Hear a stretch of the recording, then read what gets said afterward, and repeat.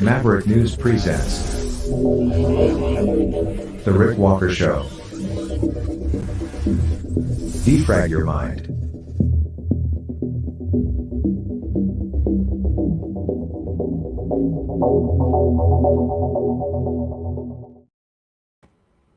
Hey everybody, I'm Rick Walker. Welcome back. I need a minute. People are saying that the show is not running over on Rumble. It says it's running on Rumble where I'm looking at it and I can see it, but some people can't see it. So give me a little bit of time here and I'll figure it out. I'll be right back.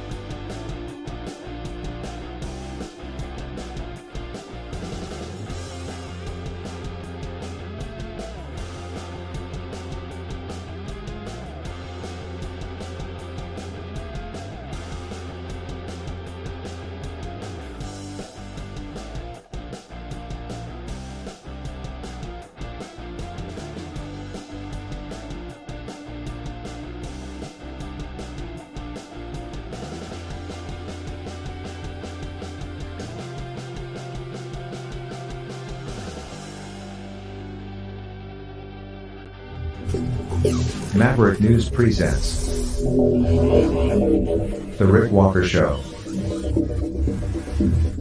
Defrag your mind.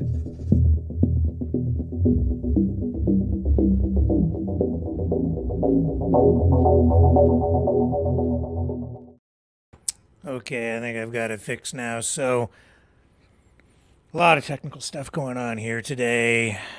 I messed with the phone system. We have another new phone number. So we'll try to mess with that and get you guys to call in. And I'm sure it'll work. We'll just make sure that the number is going to work for people. The new number.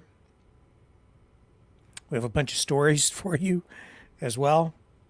I'm fixing everything and I'm still trying to stay up to date on the news. So we know that there are new negotiations. There's a new negotiation going on to end the conflict in Gaza.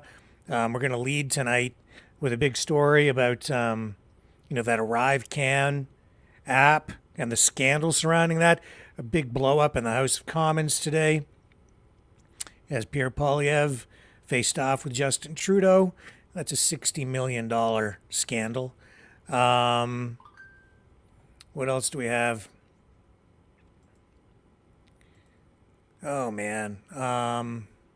$95 billion aid package for Ukraine and Israel. That passed the Senate. So we've got all that and more coming up right here on the Maverick News Channel. And I think we're actually on all the channels now. So stay with me. We'll take another real quick break. When we come back, we'll actually start with the news of the day.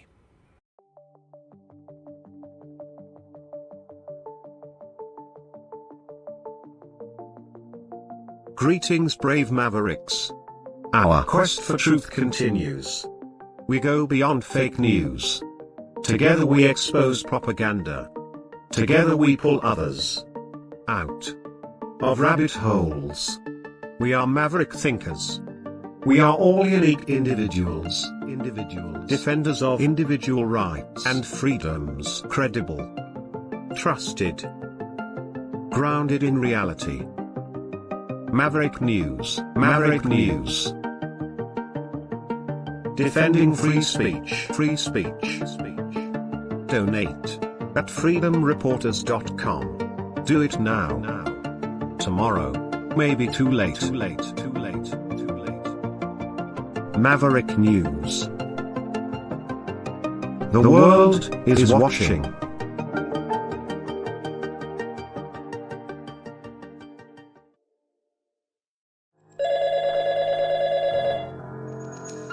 Feel the vibrations.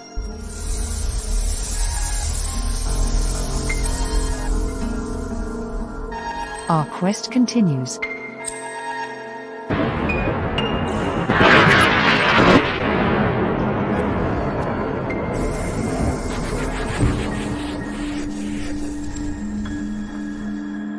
The truth is out there.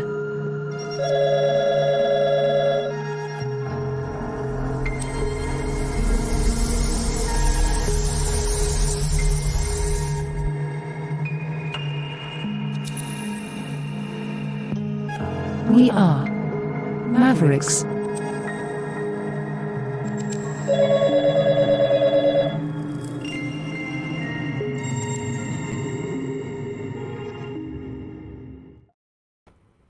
Okay, I'm back, and I think we have everything working more or less properly. Let's start. A little bit of a rocky start here today. Oh yeah, also the Prime Minister of Estonia, wanted in Russia, placed on a wanted list. We'll talk about that tonight.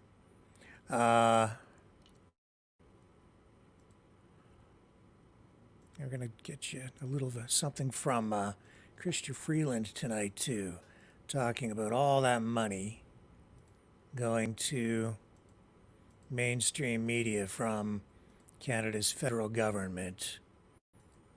So she addressed that. But today, let's start with this.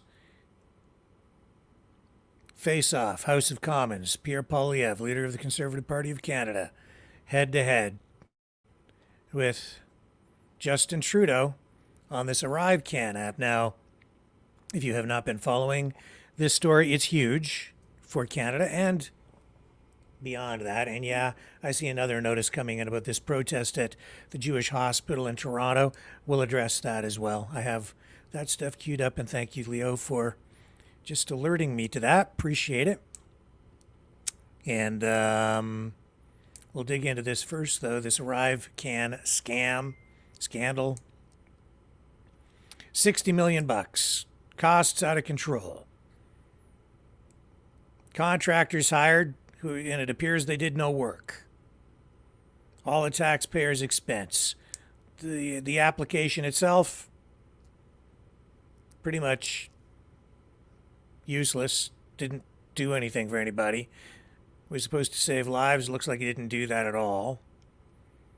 And here's the exchange in the House of Commons. Pierre Poilievre saying that he posted on social media today, before heading into the House of Commons, saying that he wants the RCMP to expand its criminal investigation into this scandal. Here we go. Oral questions, questions orales de la chef de l'opposition.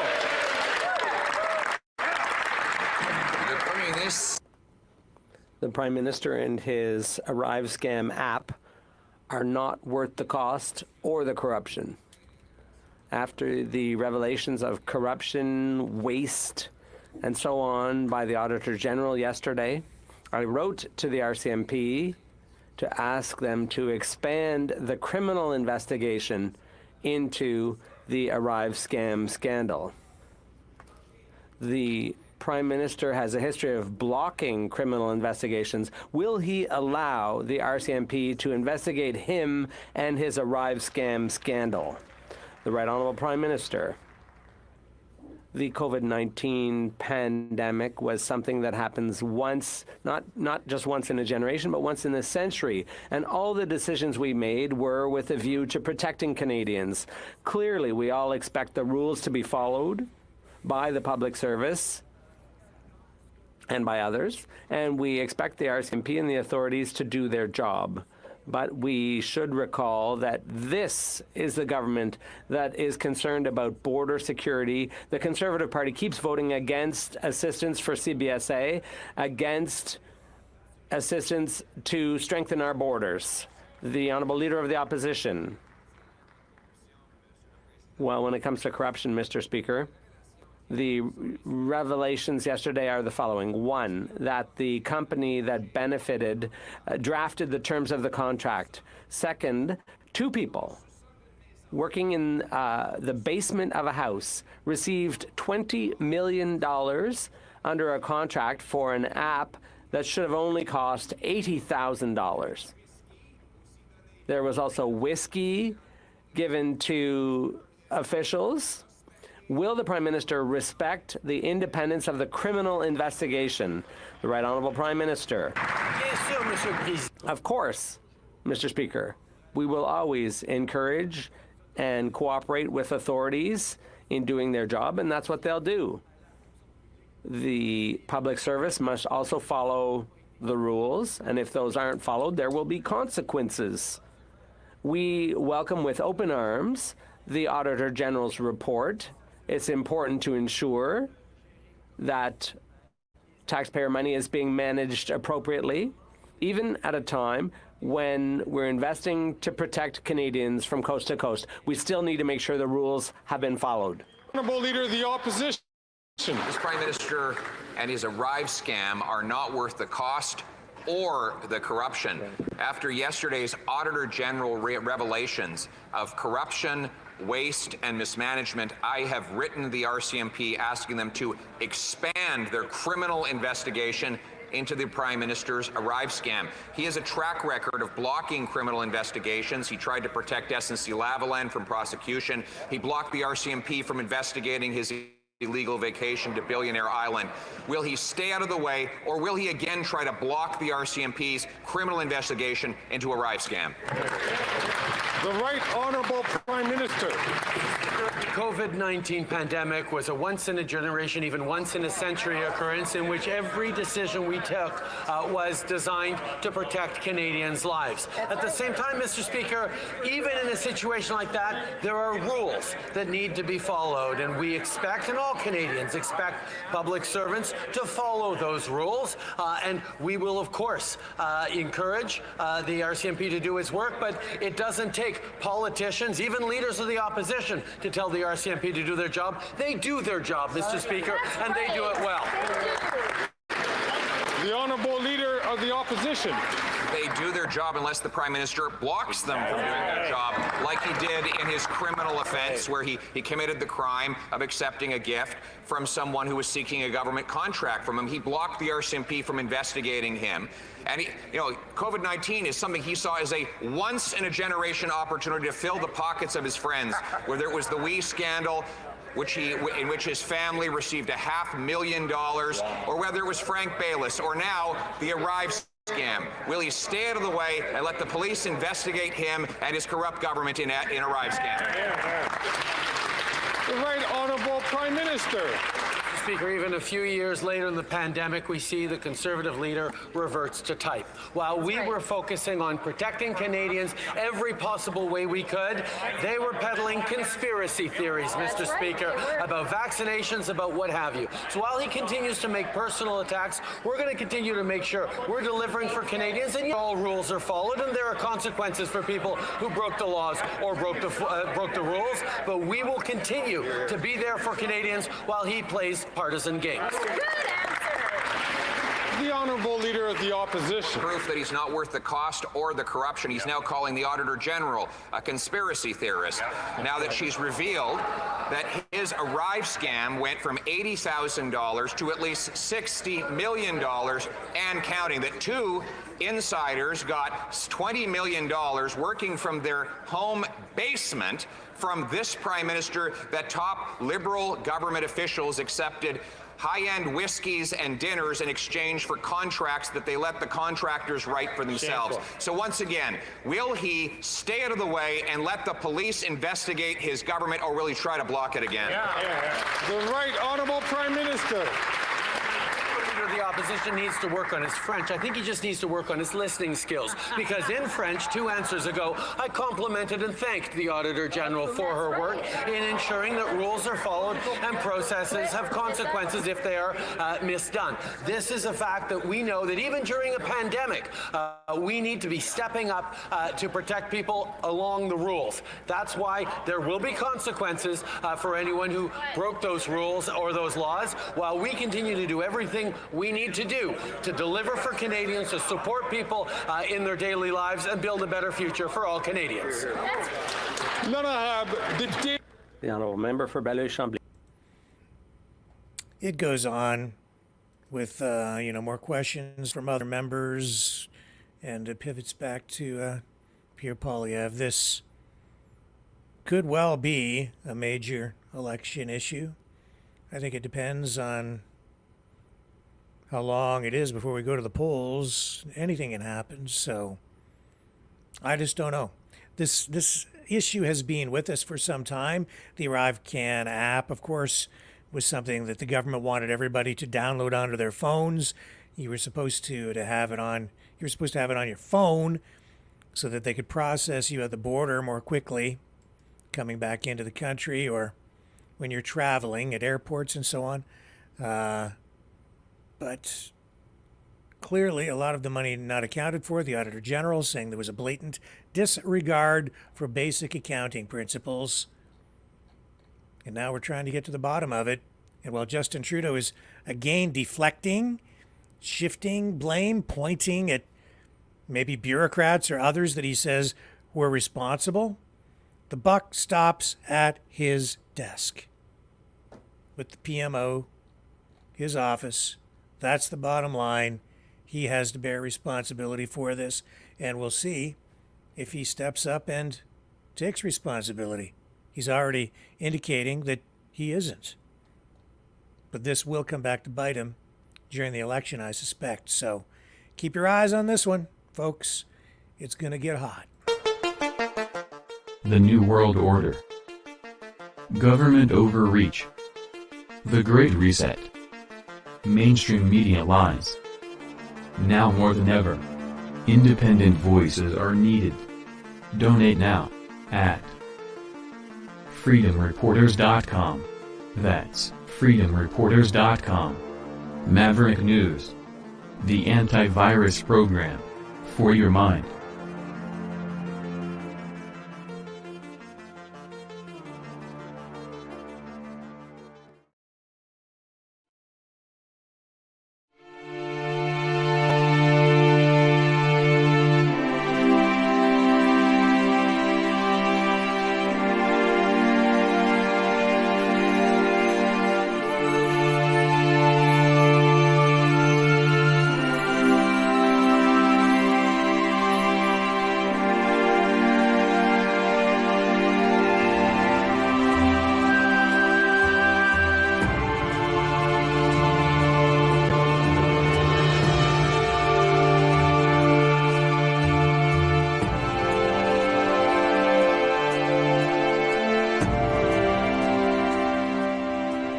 Maverick News. The world is watching.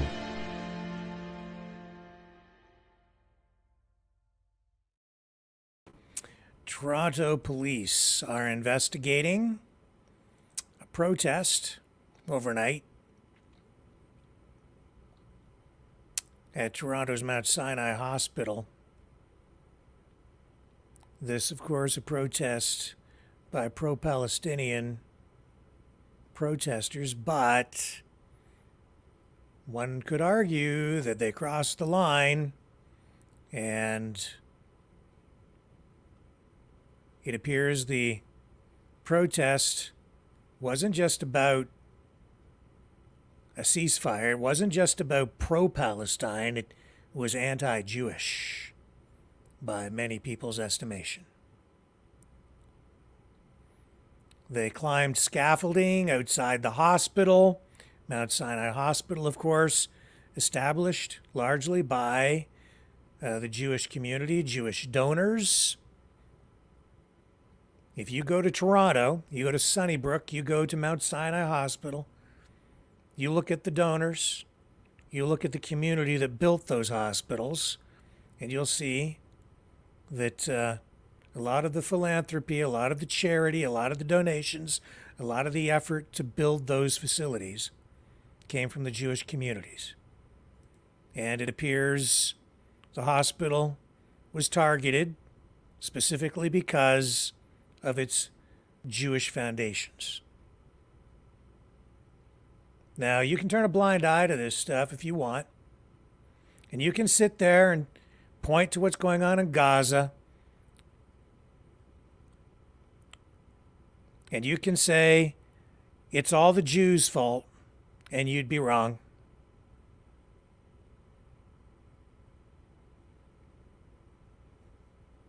And you can call up here and you can talk about people being blown to bits and give me all the propaganda, but you'd be wrong. Not to say that there aren't horrific things going on in Gaza, but what I'm talking about here is what we see going on in the streets of our country. What I hear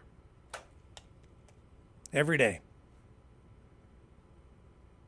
A definite rise in anti-Semitism, bigotry, prejudice, prejudging people based on their religion or their skin color, or for some other reason. And it's on full display, it's blatant, and it's all over the place. And it isn't just one way, it's 2 ways, 3 ways, 4 ways. There's just a whole lot of hate out there these days circulating. What the world really needs is a whole lot more love and understanding and tolerance. This is Canada. It's Canada. We're not in Gaza. We're not in Israel. We're not in Palestine. We're not in Russia. We're not anywhere else. We're right here. We're in Canada. This isn't the Canada that I remember. This is what it looked like.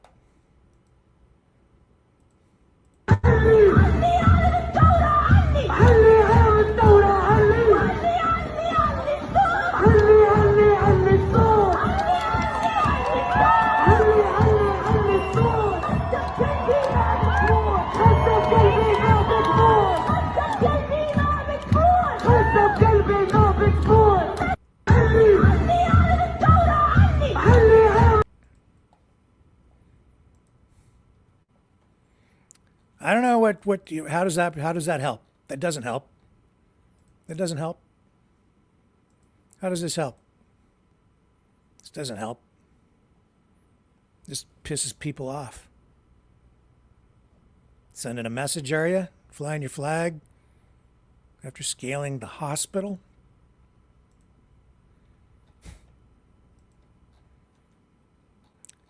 Yeah, I got a pretty good handle on what's going on.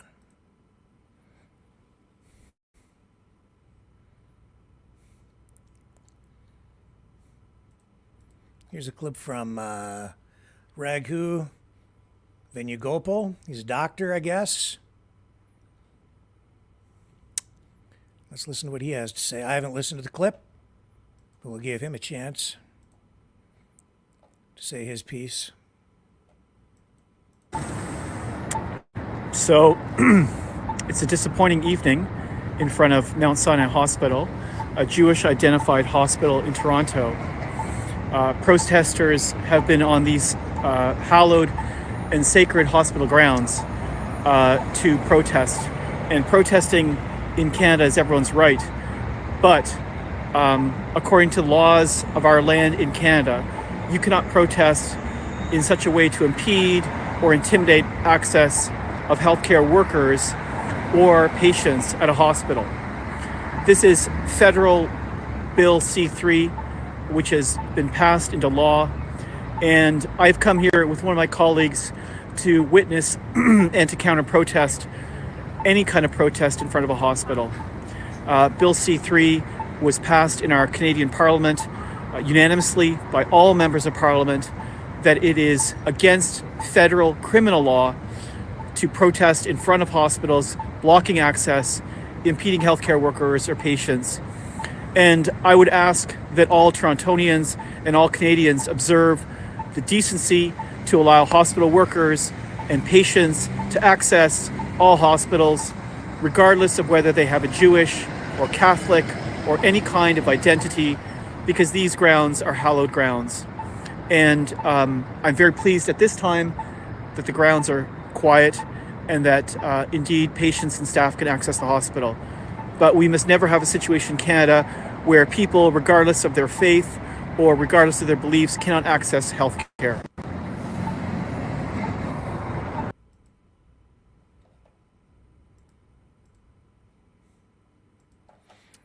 And I know that there have been protests involving freedom fighters who went to hospital areas, and the government became very concerned, sent police down to some of these demonstrations, worried that the freedom protests might result in people being blocked from getting into the hospitals, but never did I actually witness that happen. Not hospitals, but it happened there. People scaled the building.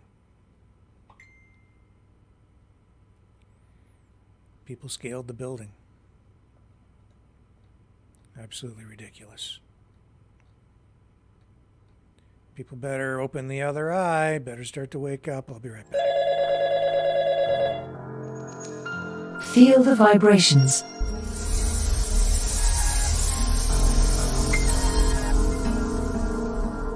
Our quest continues.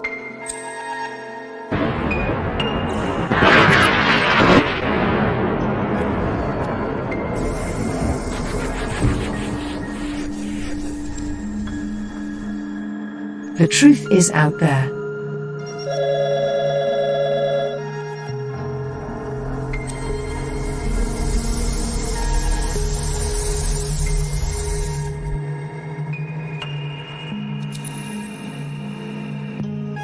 We are Mavericks.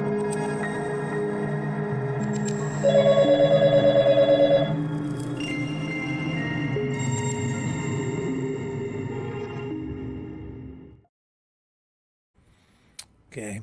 I know that Premier Doug Ford also spoke out on this demonstration overnight at Mount Sinai Hospital. I had a clip from him, but it has sort of slipped away from me. We might bring that to you in just a little while. But enough said for the moment. We'll move on.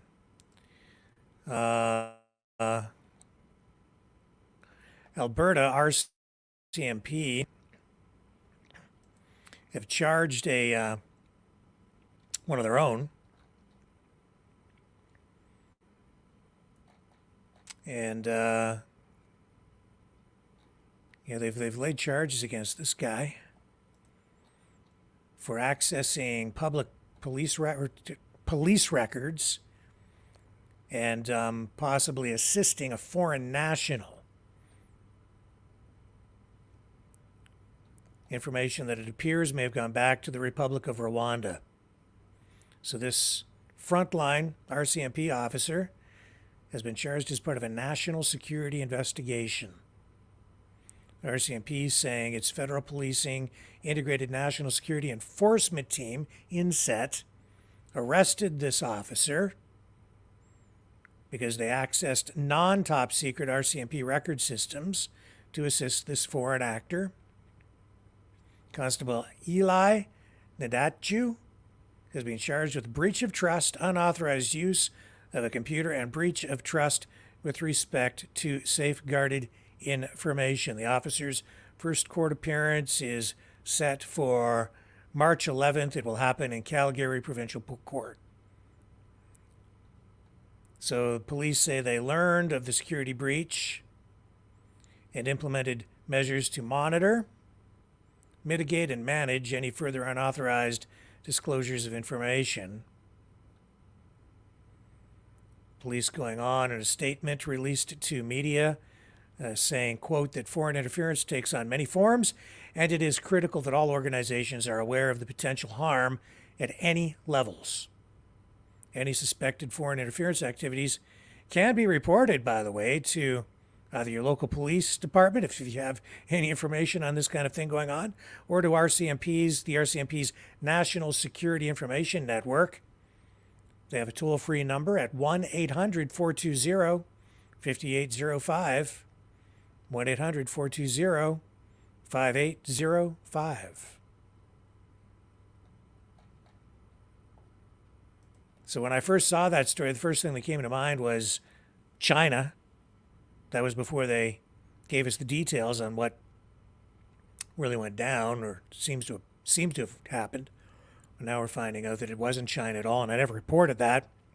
I'm just saying that, that's why you need to wait for information to come forward, because I was just making a personal assumption on that, and I thought, must be China.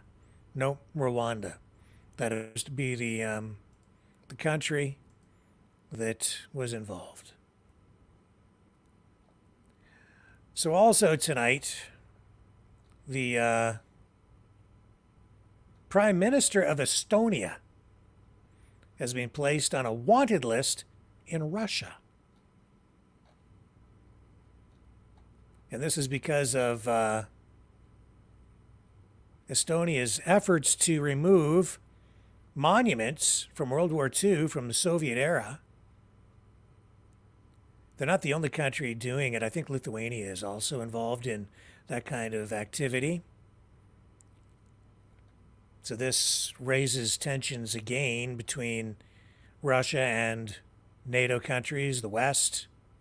So the Prime Minister of Estonia is Kaja Kallas, and she is now on a wanted list. She has responded by saying it's nothing surprising. And to kind of give you some context to this, I went back and I found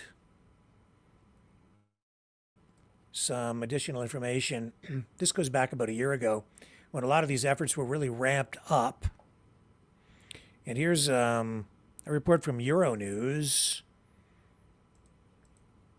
So I'm going to run this for you, and it explains, keep in mind that this is not today, this is from a year ago, but it explains what's really going on with regard to the removal of these monuments. You see, these are Soviet-era monuments. These are honoring communism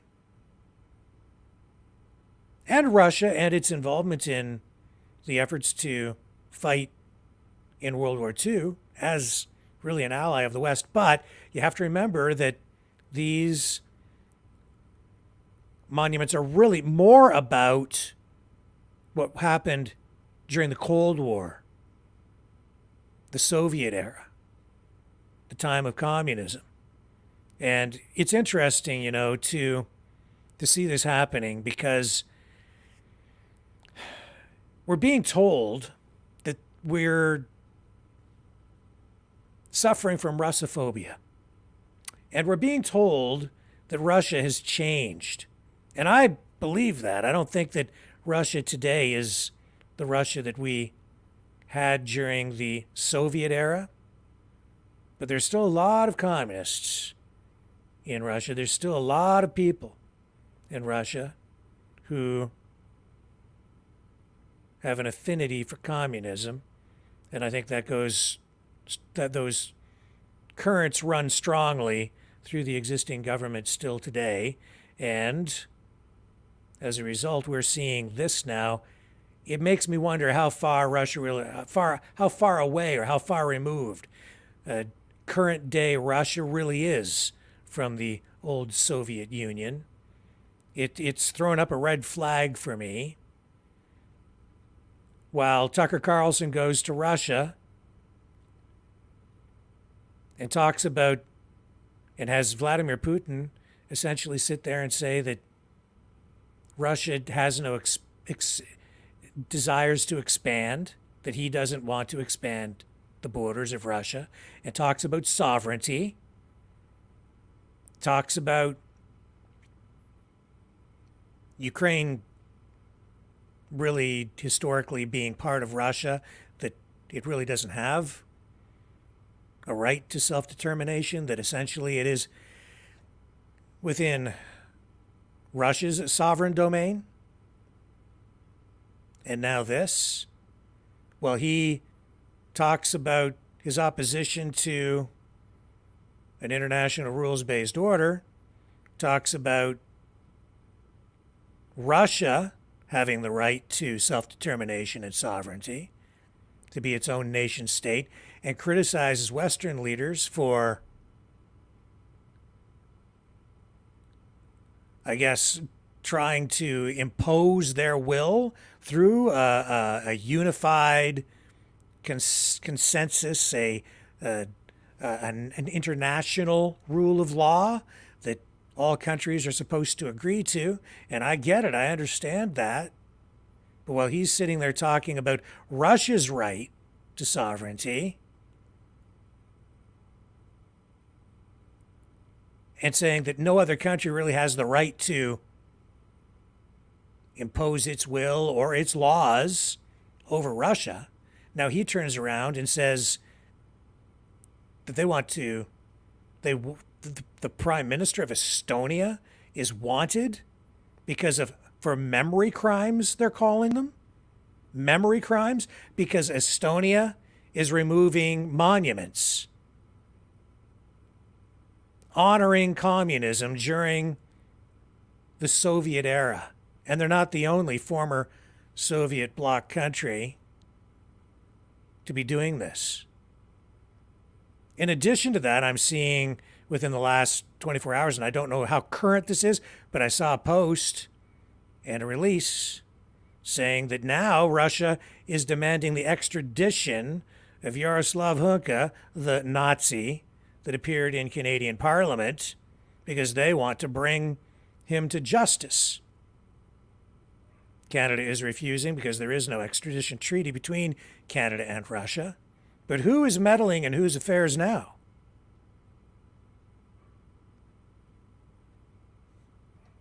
What authority does Russia have over the affairs of Canada at all? We're a sovereign country. Oh, I know people are out there saying Canada's not a real thing, that it's just a corporation, and that's a bunch of bunk. That's a bunch of propaganda too. That's people being fed a line to try to undermine the sovereignty of Canada, to try to get people to try and convince you that Canada is not even a real thing. And what do you think happens once enough people start to believe that crap? You better be damn careful who you're listening to and what you're starting to believe. If you really believe that Canada is not a real country, you're being fed a line of propaganda. And I know exactly where it's damn well coming from, too. Wake the hell up. You keep all these people, all you guys out there, you walk around saying, wake up. You all gotta wake up. And then you sit there and say Canada's not a real country. You're going to miss it when it's gone. Because it sure as hell is a real goddamn country.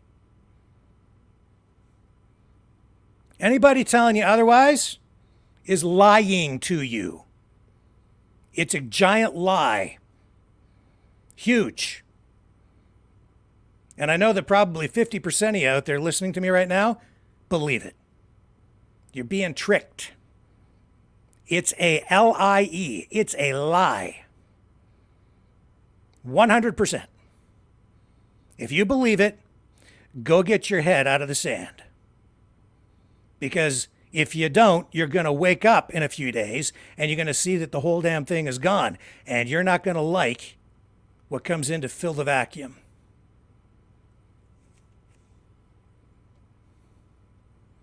Wake up. That's right. Wake up. Russia has no jurisdiction here. Zero. We can deal with our affairs our way. The United States also has no jurisdiction here. Zero. What protects us is the fact that we are a sovereign nation. No other country tells us what to do. just as we don't tell Russia what to do.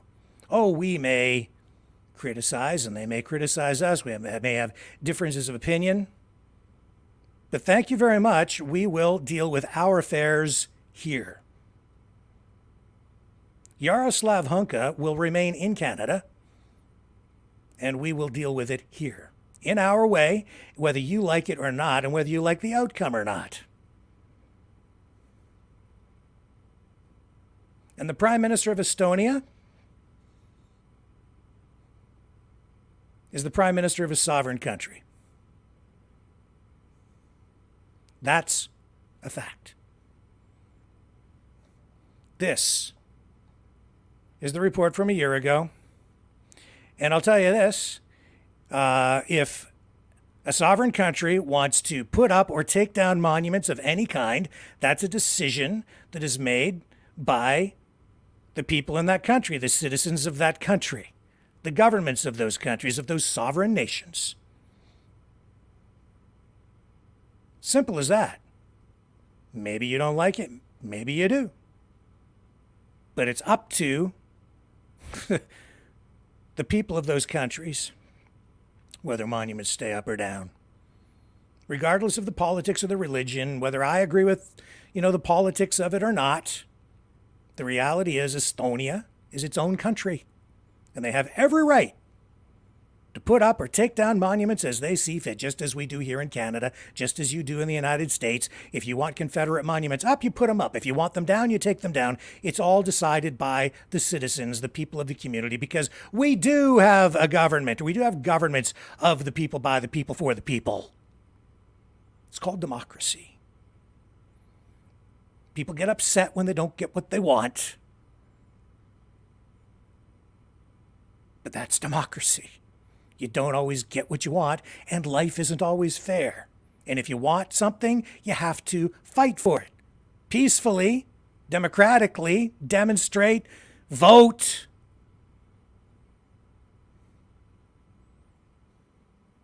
Get active.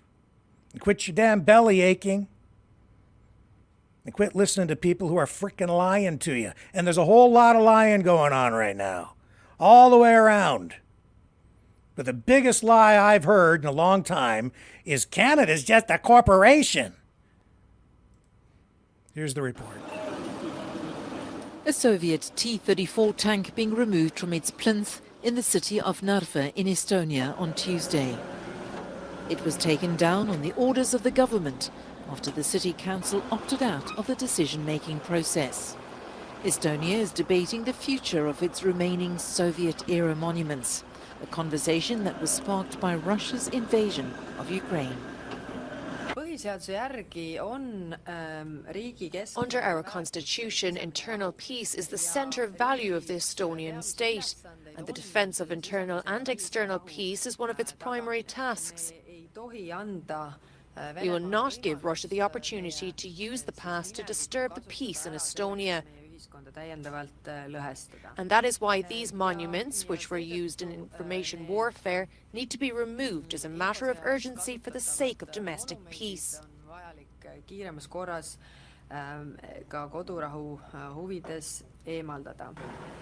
The tank from Narva has now been transported to a museum dedicated to the country's military history, one of several that has been moved to cemeteries or institutions. But the government has had to act cautiously. The riots and cyber attacks on state infrastructure following the 2007 removal of a Soviet World War II memorial in Tallinn, known as the Bronze Soldier, are still fresh in people's memories.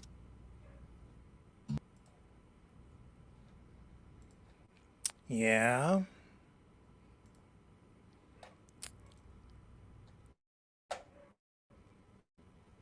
So, Estonia. It's a sovereign country. Now, you can have various views on Ukraine too, right?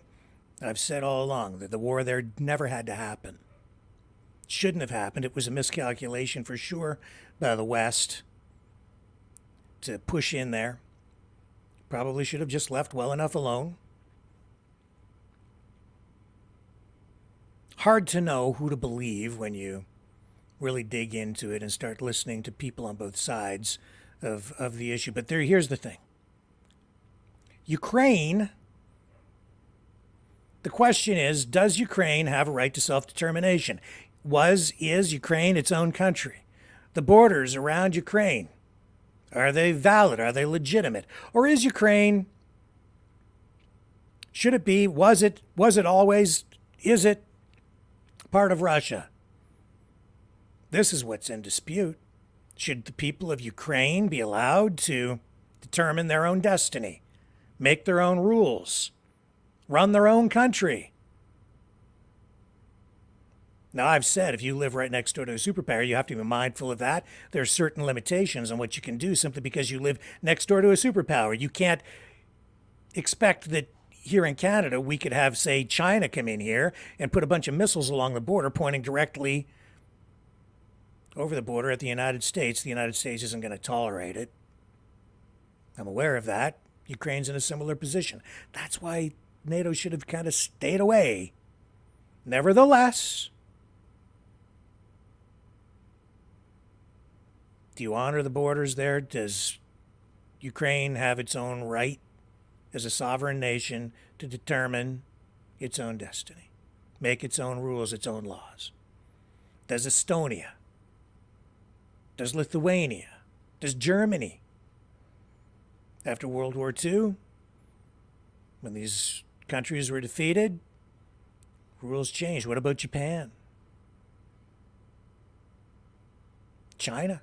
China's its own state, right? Its own country. All these countries in the East, I mean, they talk about sovereignty, the need for sovereignty. They complain about the United States asserting its authority and becoming militaristic around the world. I disagree with the expansionary policies as well, but it's complicated. The problem is we're getting, I think, a skewed perspective on a lot of this stuff right now. It's all very one-sided, and it's because on the NATO U.S. Western side, we have a greater degree, not a lot these days, but a greater degree of free speech. And as a result, as part of that democratized speech, free speech, the West is open to a lot of criticism and self-criticism. But on the other side, you have a lot more censorship. They control the information on the other side. And so you don't get the same level of criticism of the other side. A lot of what goes on over on the other side, I think, is hidden. And the reality is there's bad stuff going on all over the place, on all sides. And I'll tell you this, I mean, I've said before, the chaos here, give me the chaos. Give me the criticism. Give me the various points of view. Give me the disruptive behavior. Give it all to me, because it tells me that we're still living in something close or closer to a free society. With democracy and freedom comes a pretty high level of chaos, conflict, because we're in a constant struggle for power among competing political groups, because the people always have the right to choose and change. But in an authoritarian regime, or where there isn't as much democracy, you get maybe more stability, more consistency over many years, because you can have Coke or you can have Coke. But in the West, you can have Coke, Pepsi, RC, No Name Cola, 7-Up, Sprite. Okay? It's not to be taken literally. You see, you have all these different political flavors. And for 4 years, you could have Sprite, and then for 4 more years, you could have Pepsi. We tend to pick Coke or Pepsi. Rarely do we pick an NDP-flavored lemon lime soda. And in the United States, it's always Republican or Democrat. But I'll take the chaos. What I'm saying is, there are a whole lot of people out there right now trying to tear everything down, both internally and externally. I hear a lot of people saying, we got to save the country. How are you going to do that? Oh, we're going to tear it down. The whole thing's corrupt and it's wrong and the system sucks. We're just going to tear it all down. You going to save any part of it? No! Oh. Yeah, because a lot of people see this turmoil, especially since the pandemic, as an opportunity. They're political opportunists, and they are eager to rip it all apart. And rarely do I hear the people that I find most highly suspect in all of this, rarely do I ever hear them telling us what it is they're actually offering. What they do is engage in a lot of fear-mongering, get everybody jacked up, angry.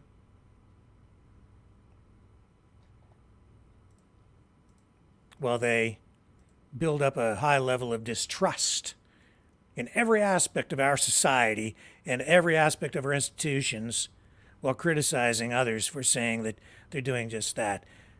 I remember, not long ago when people were like upset because the people on the left, they don't love our country. They hate our country. Have you listened to yourself lately? Regurgitating a lot of the rhetoric and propaganda that's being fed to us? And then ask yourself, does that sound like the kind of talk that leads to people loving their country? Something's wrong.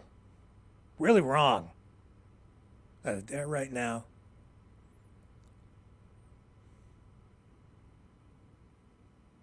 We need to restore pride in our country. And you know what? I see the problems with the current government in Canada, and I certainly see the problems with the current regime in the United States under Joe Biden. I see the problems. But you still got to love your country, man, because it's the best thing ever. Sorry to say, for those of you who think that, it's improper or politically incorrect to say that because America's not exceptional. Yes, it is. So is Canada. And it's sure as hell worth saving. Not the current governments. They need to be held accountable for their political sins.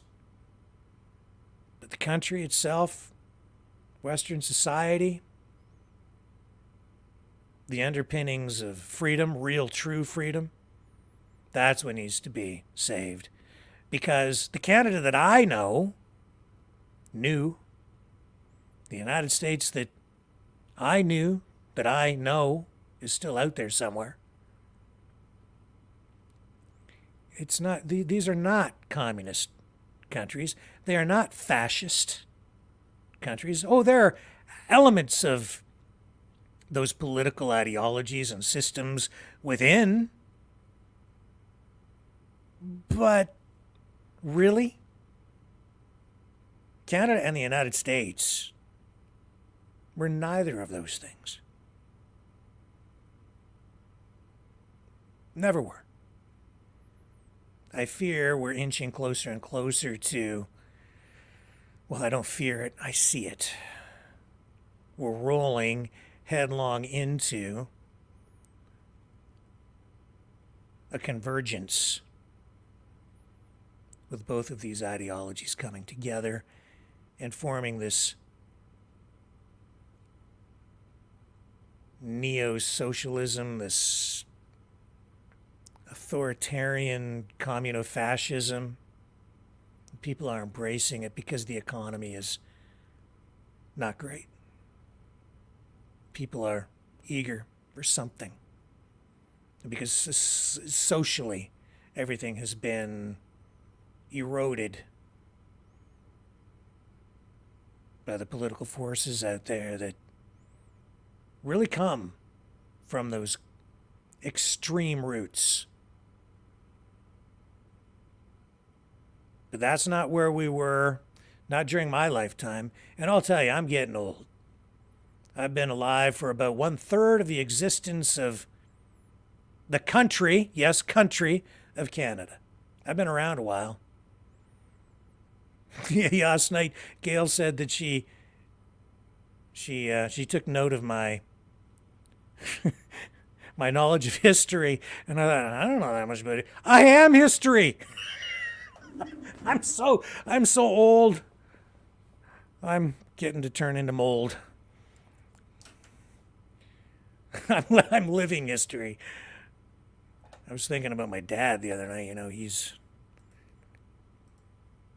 just got so much wisdom, and he's been around a long time too. I thought we should get him on the show just to tell us what it was like when he was a kid. I know he doesn't remember much about World War II, but he was alive. Grew up during those times. We need to extract those stories from the people who are still with us so that we remember, lest we forget. And we are forgetting. It's really bothering me, guys. Even people who keep regurgitating the history and throwing it in front of us. It's selective. It's designed to undermine everything that we are, everything that we were, everything that we aspire to be.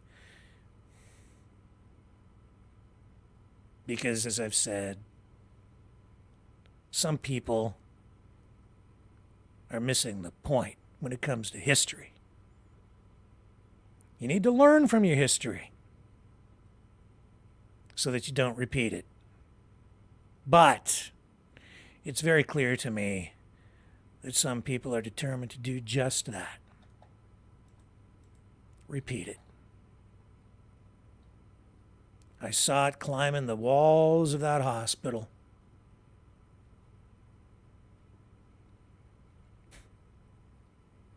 This time, I fear the United States won't be there to save the world. Oh, I know, Russia saved the world. Russia saved the world. So did the United States. Thank God for the US of A.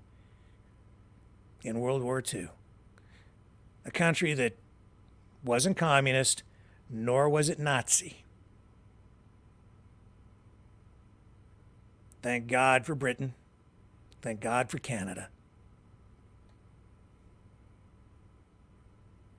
Countries that made a difference when it counted. Not just during World War II, but afterward as well during the Cold War. Thank God. Tear the monuments down if you want. Doesn't bother me a bit. Because I'll tell you what. You know what I love? I love my country. It isn't perfect. It's got serious problems. We've got politicians that are abusing things, and yep, they need to be and they will be held accountable. Properly, legally, and they'll be held accountable at the ballot box. It's just a matter of time. But I love my country because I love my freedom. I just love freedom. True freedom. Let's get it back.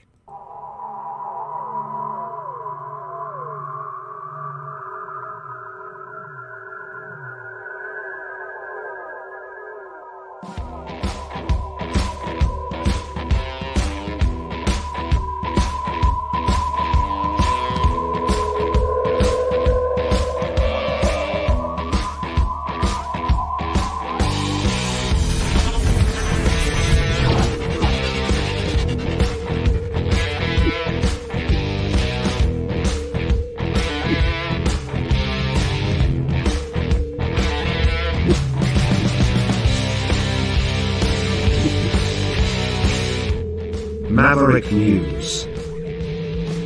The world is watching.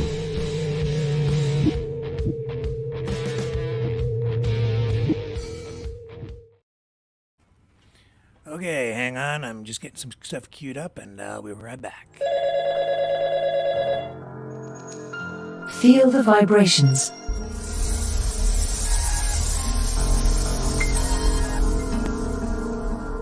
Our quest continues.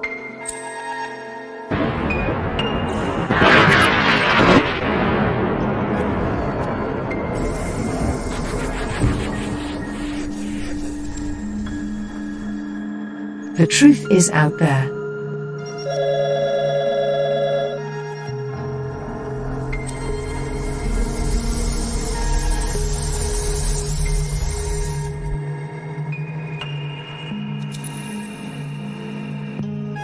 We are Mavericks.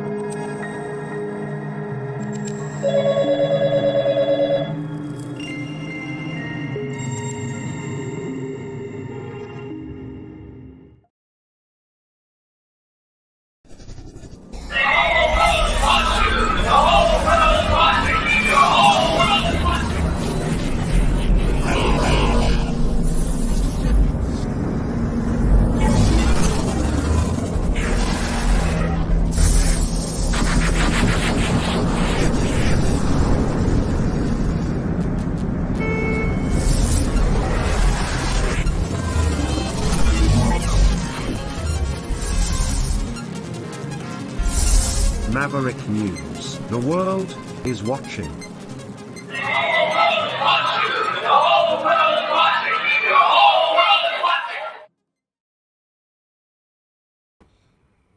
We're back. And, oh, you know what? This is just a little something for Ontario residents where I live. It won't be long with this, my American friends, but in Ontario, the government is getting rid of annual license plate renewals. It's going to be automatic. They're going to introduce automatic renewals for license plates as police report a surge in the number of drivers with expired credentials. So everybody's license plates are going to be automatically renewed unless you have outstanding fines to pay, traffic tickets that you haven't paid up on, things like that. Otherwise, your license plates will be renewed automatically. This is coming soon. Not exactly sure when that will happen. We don't have an exact date, but it's coming. And personally, I'm all for it, folks, because I just can't stand standing in line down at the government office every couple of years to get my license plates renewed. It just drives me crazy. It's like, it just seems like such a waste of time. So that's a little piece of good news. Also, tonight, Israeli ground forces are expected very soon to invade in the Rafah area, and a lot of concerns surrounding that. Also, the Senate has passed a $95 billion foreign aid bill for Ukraine, Israel, and Taiwan. More than 20 Republicans defied former President Donald Trump, who fervently spoke out against the bill. It now faces an uncertain future in the House. The Senate voted 70 to 29 to approve the bill. Earlier today, 22 Republican senators supporting it. Trump opposed to it.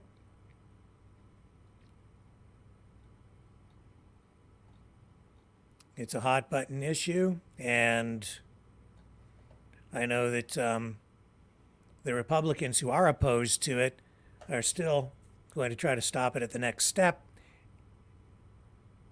And I understand why. I feel it's a fool's errand. But we'll see how far it goes as it's sent over to the House. So All that being said, over at the White House, during today's press briefing, Admiral Kirby addressed the question of this imminent invasion into Rafah by Israeli forces with, I think, about 1.5 million people in Gaza sort of in there and not clear where those people might be able to flee to in advance of the pending ground invasion, which Israel says is coming. So there's that going on, a lot of concern around it.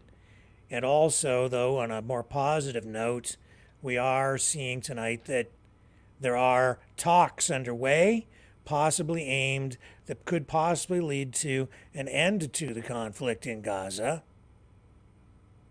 So that's a very positive development.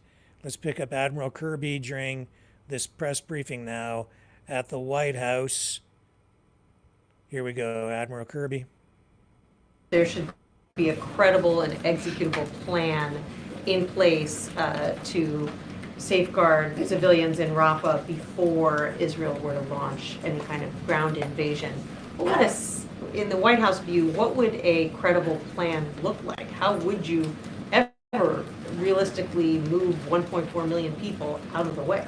I think what first of all, they'd be the ones that have to come up with this plan. I think what we want to see in any kind of a plan to make it credible would be to account for, as I think MJ was asking me yesterday, to account for the now more than 1 million people, some estimates up to 1.5 million that are seeking refuge in Rafah. It's a small geographical space, the Gaza Strip, period. It's really small down there around Rafah, and you got 1 million to 1.5 million people that are seeking safety. And so any credible plan that could be executable would have to take into account their physical movement, safe movement, as well as proper subsistence for them. Food, water, medicine, access to health care, and be able to stay together as family units. So all of that would have to be factored in. Does the White House believe there is any possible plan out there that would be executable given the infrastructure situation within Gaza right now? Again, we haven't seen what the Israelis are thinking or what exactly they're putting pen to paper on. Prime Minister Netanyahu said that he had tasked his army, the IDF, to do exactly that. So we'll see what they come up with. On this funding fight, obviously you're urging Congress to act. You all have been fairly optimistic, but realistically, Speaker Johnson doesn't seem to have any interest in bringing up this bill to fund Ukraine and Israel. So what is Plan B? Is there a Plan B if Congress doesn't get this done? I won't get into hypotheticals. I think the president was very clear in his statement. It's really important that the House now take this up and get it to his desk. As Karine said, if it gets to his desk, he'll sign it. It's critical. This, as we've said before, we said it when we submitted the supplemental back in October. There is no magical pot of money from which to draw to try to support these allies and these partners, and to try to support, oh, by the way, significant humanitarian assistance needs, not just in Gaza, but elsewhere around the world. Congress needs to act. They need to be the ones to move forward. But are you seeing any cause for optimism that Congress is actually going to do anything? Well, so far, it certainly doesn't seem like the Speaker is moving in that direction. I think today's a pretty optimistic sign that it got through the Senate. That's not an insignificant milestone. And again, we're grateful for the bipartisan leadership in the Senate. Now it's time for the House to act the same way. And can you just say broadly, if this doesn't get done, this lack of funding, not to mention Trump's recent comments about NATO, what message broadly is this sending our allies and the world about our ability to follow through on our commitments? Can we be trusted? It sends messages.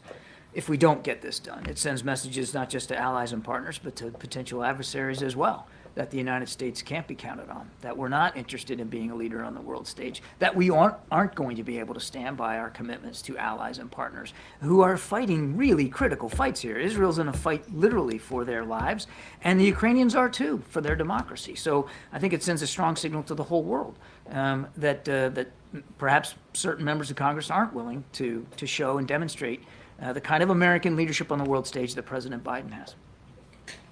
Jake Sullivan yesterday met virtually with the families of the 6 American hostages who are in Gaza. And in a statement after that meeting, the hostage family said that they expressed frustration with the pace of negotiations. Does the White House share in that frustration? We would love nothing more, Arlette, than to have every single hostage back with their families yesterday and the day before that.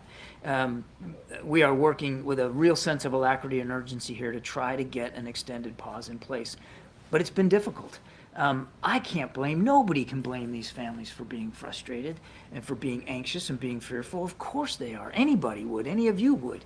And I think one of the things that Jake conveyed to them was how seriously we're taking the task and how hard we are working at it. And as I said earlier, we believe that the discussions have been constructive and that in general things seem to be moving in the right direction, but nothing is done until it's all done. Is something standing in the way from things moving faster?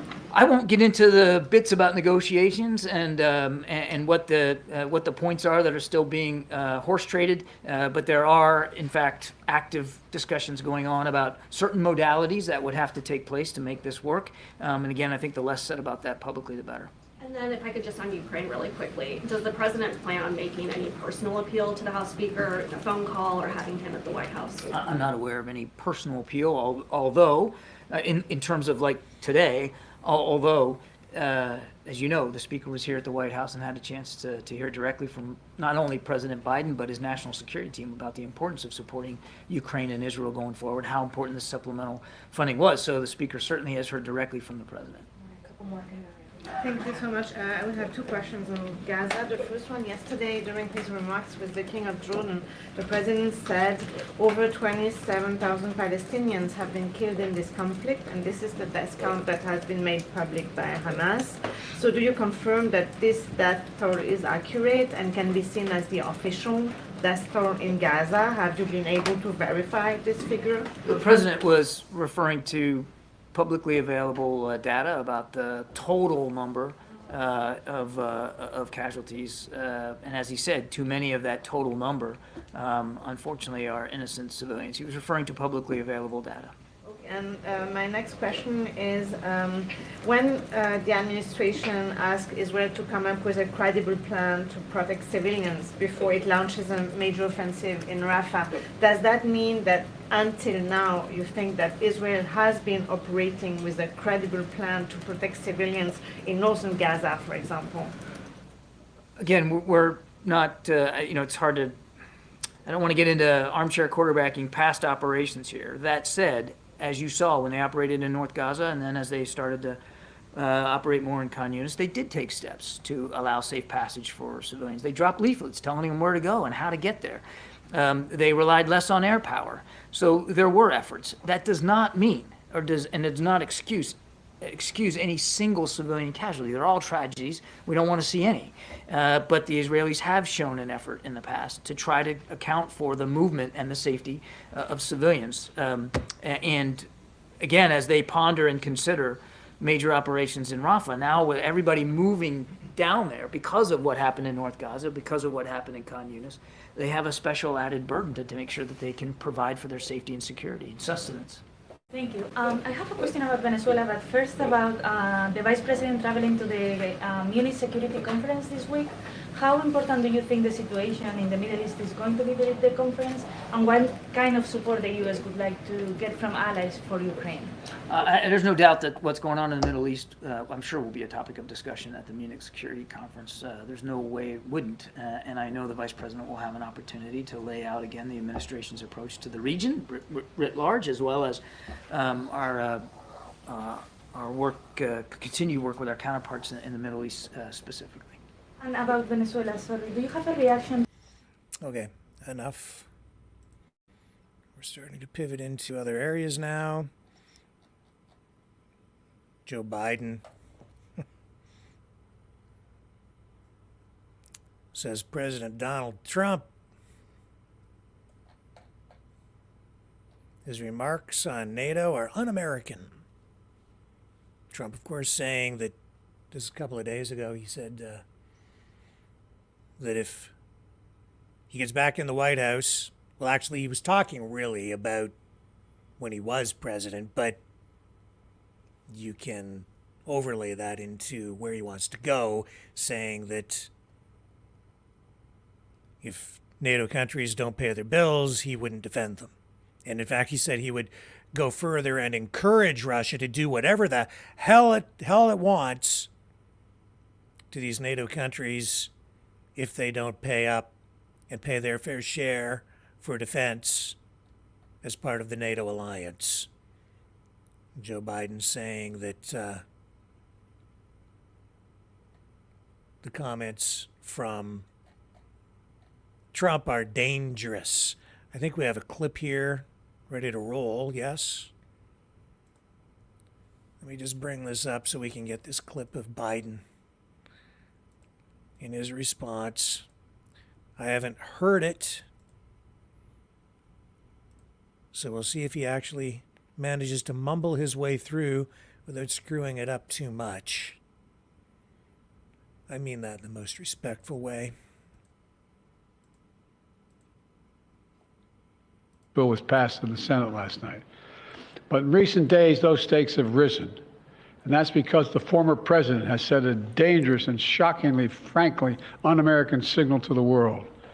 Just a few days ago, Trump gave an invitation to Putin to invade some of our allies, NATO allies. He said if an ally didn't spend enough money on defense, he would encourage Russia to, quote, do whatever the hell they want, end of quote. Can you imagine a former president of the United States saying that? The whole world heard it. The worst thing is he means it.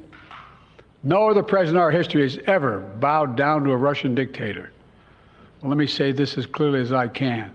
I never will. For God's sake, it's dumb, it's shameful, it's dangerous, it's un-American.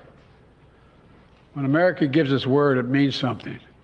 When we make a commitment, we keep it. And NATO is a sacred commitment. Donald Trump looks at this as if it's a burden. When he looks at NATO, he doesn't see the alliance that protects America and the world. He sees a protection racket. He doesn't understand that NATO is built on fundamental principles of freedom, security, and national sovereignty. Because for Trump, principles never matter. Everything is transactional. He doesn't understand that the sacred commitment we've given works for us as well. In fact, I would remind Trump and all those who would walk away from NATO, Article 5 has only been invoked once, just once in our NATO history, and it was done to stand with America after we were attacked on 9/11. We should never forget it. You know, our adversaries have long sought to create cracks in the alliance. The greatest hope of all those who wish America harm is for NATO to fall apart. And you can be sure that they all cheered when they heard Donald Trump and heard what he said. I know this, I will not walk away. I can't imagine any other president walking away. For as long as I'm president, if Putin attacks a NATO ally, the United States will defend every inch of NATO territory.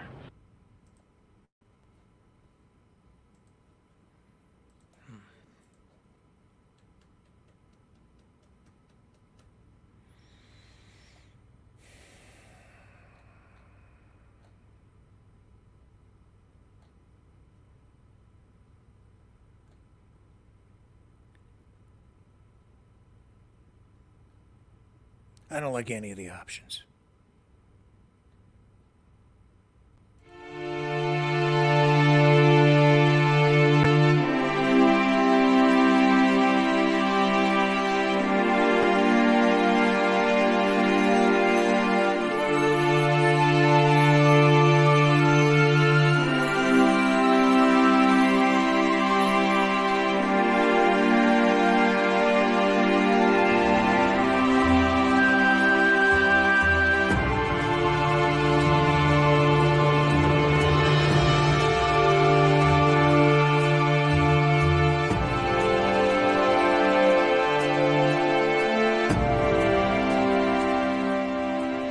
Maverick News. The world is watching.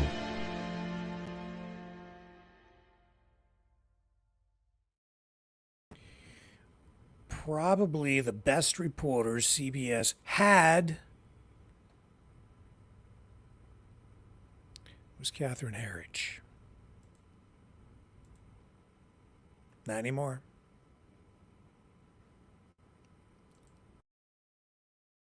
She's getting fired, laid off. Number of reports about that tonight.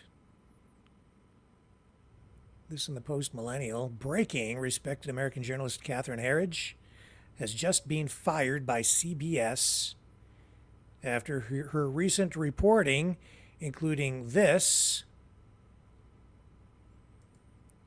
And this is making reference to her last report on CBS involving allegations in the Biden classified documents case, as you can see here. Let me bring the documents up. Now, I know that CBS is going through some layoffs, and depending on which version of the story you look at, you can draw different conclusions. Is she just caught up in the layoffs? Perhaps. But some are obviously leading us to think that maybe she was targeted through the layoffs because of these reports that she'd been doing, and most recently on this here about Joe Biden and his documents scandal, which of course led to these ongoing questions about his mental capacity, with the prosecutors saying, well, you know, he's not really all there, so we can't really charge him.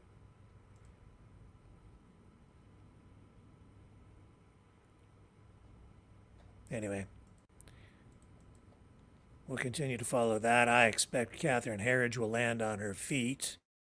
Someone will want her, and even if she goes out and works independently, I'm sure she still has a bright future ahead of her.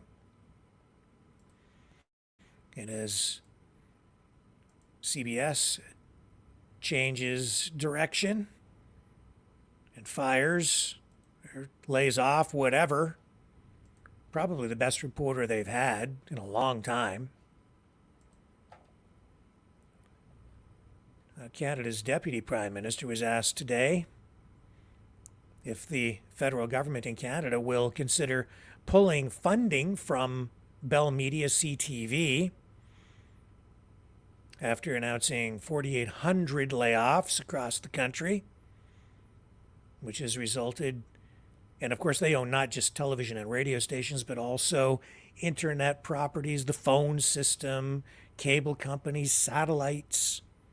So 4,800 across the corporation. And that also involves radio stations, television stations. They're going to liquidate 45 radio stations and get rid of a number of newscasts. They're even discontinuing the W5 investigative journalism program, which has been award-winning and has been around for decades. A staple as part of the CTV journalistic brand. Great teams over there, and that whole unit is being folded in a downsized form into just the general news operation, but it will not be W5 as its own standalone program anymore. It's gone. All this while the government was being given millions, what the government was giving, is giving still millions and millions of dollars, I believe $100 million to mainstream media outlets in order to support journalism, in order to make sure that politicians, government is held to account, apparently. But when asked today if the government will consider pulling back on that kind of support for this massive corporation, Bell Media, which owns probably half of all the media properties in the country. This was Chrystia Freeland's response, Deputy Prime Minister of Canada. Is he Gray at Global? Hi, Ms. Freeland. Last week, the Prime Minister had a very passionate response about the Bell layoffs. He said it was a garbage decision from a company that should know better. I assume the budget is around the corner, and you'll know that Bell gets lots of tax credits and other breaks from the federal government in a federally regulated industry. Are you willing to remove Bell's eligibility in that to show the federal government's displeasure with what happened? So everyone sitting in front of me and one of the people sitting here is a journalist. I used to be a journalist. It is heartbreaking for me as a journalist and now as an elected leader to see that announcement. And it's heartbreaking because Canadian journalism is foundational for Canadian democracy. We can only be a country that works if we have you guys telling our stories, holding our feet to the fire. And we need you to do it across the country, from coast to coast to coast. We can't have news deserts. You have seen from our government a commitment to journalism, a commitment to communities across the country, in big cities and in small towns. Democracy has to happen everywhere. And we are definitely looking at ways going forward that we can support journalism and journalists across the country. I don't have anything to announce there, but it's so important. Bell's one of Canada's largest companies. They laid off 9% of the workforce on the same day they raised their dividend for the 20th straight year. Do you think that's an ethical way to do business for one of Canada's biggest companies?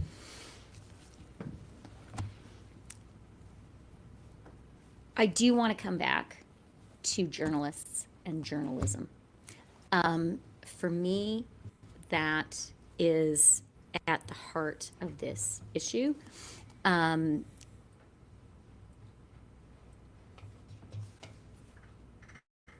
The work that journalists do, telling our stories, telling Canada's story in this challenging world, is absolutely essential. We cannot be a functional democracy without it. And Canada is huge and vast, and we need journalists across the country. Look, you guys know this. It is a very tough time for journalism. We recognize that, and we're going to be there to support journalists and journalism. And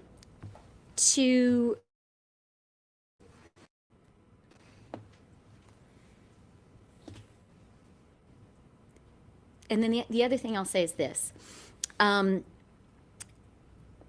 We need companies in Canada who are investing in Canada and in Canadians. At our press conference last week, one of you asked me about productivity and the need for more investment in Canada. I believe we need more investment. The government is doing a lot to drive investment. I talked about the Canada Growth Fund and the really important work it's doing to fill some of the gaps and to encourage, to crowd in private sector investment to the green transition.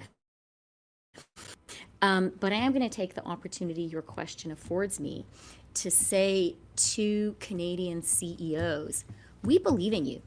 We want strong Canadian headquartered companies in this country.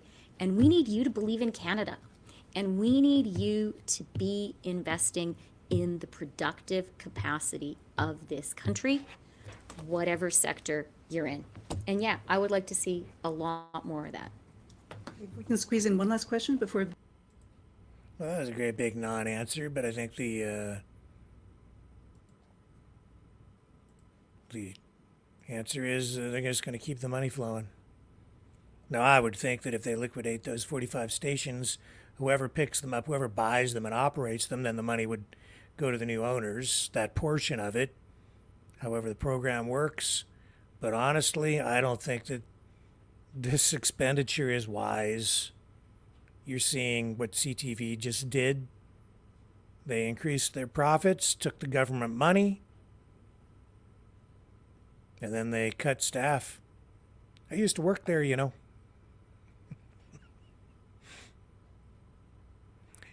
Yeah, I know how it goes.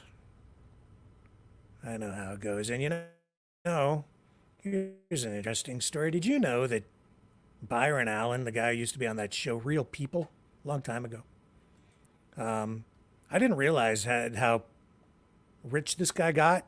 I don't know how these people do it, honestly. He's making a bid to buy ABC for $10 billion from Disney. Now, I know that he owns a media company. He owns a bunch of television and radio stations, cable companies, a bunch of media assets. At one time, he was doing through a media company that he started, he was doing a show, as I recall. It was an entertainment-based show. He was trying to do it at low cost. And he was doing programming similar to what I do with my company. And he didn't do as well as me because I'm like living in poverty, but he went bankrupt, or at least his business just about went belly up. But he battled back. I guess at one point he was so destitute that he was doing business from a phone booth. But somehow this guy battles back, makes tons of money, now has enough to make a bid to buy ABC for $10 billion with a B dollars. How do you go from being broke to a multi-billionaire? I don't know, but he's got the Midas touch. Here, let me bring it up and show you. Just an interesting story. I don't know if this will happen or not. I guess Disney will have to decide if they're actually going to sell to him. $10 billion bucks. There he is. There's the guy, Byron Allen. You remember him? You know, he got his start on the Johnny Carson show when he was real young. I think he was the youngest person ever to appear on the Carson show back in the day. Anyway, interesting stuff. He also, I think he wanted to buy the Broncos. I think they mentioned that in here somewhere. Yeah. So here's a guy who has been in the entertainment business a long time. Done real well for himself. He has made real, advances and improvements, and has done a lot for his community. And here's the thing. In spite of all the people calling up here of late telling me that all the media is controlled by Jewish people, I don't think he's Jewish. Doesn't look Jewish to me. Name doesn't sound Jewish. I don't think he's Jewish. I don't know. Kind of weird, eh? How could that be? How could somebody making a bid for ABC for $10 billion not be Jewish? Pretty weird. Because I was told they just own everything. Isn't that weird? And you know, that as I think back at who I worked for over the years, there was one Jewish family, but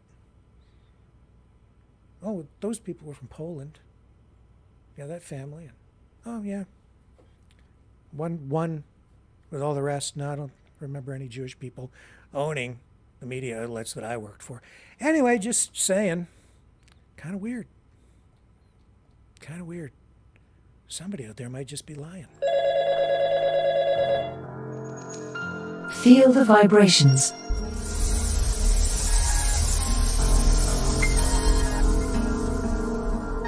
Our quest continues.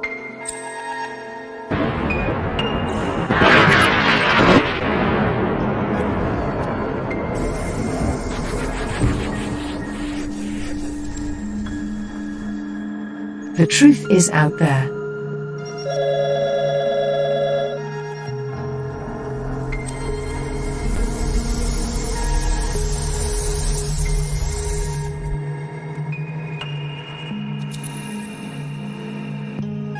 We are Mavericks.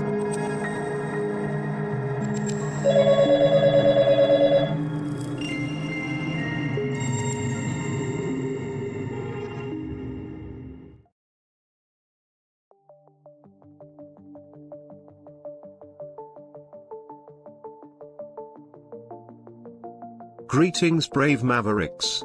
Our quest for truth continues. We go beyond fake news. Together we expose propaganda. Together we pull others out of rabbit holes. We are maverick thinkers. We are all unique individuals, defenders of individual rights and freedoms, credible, trusted, grounded in reality. Maverick News, Maverick News. Defending free speech, free speech. Donate at freedomreporters.com. Do it now. Tomorrow may be too late. Maverick News. The world is watching.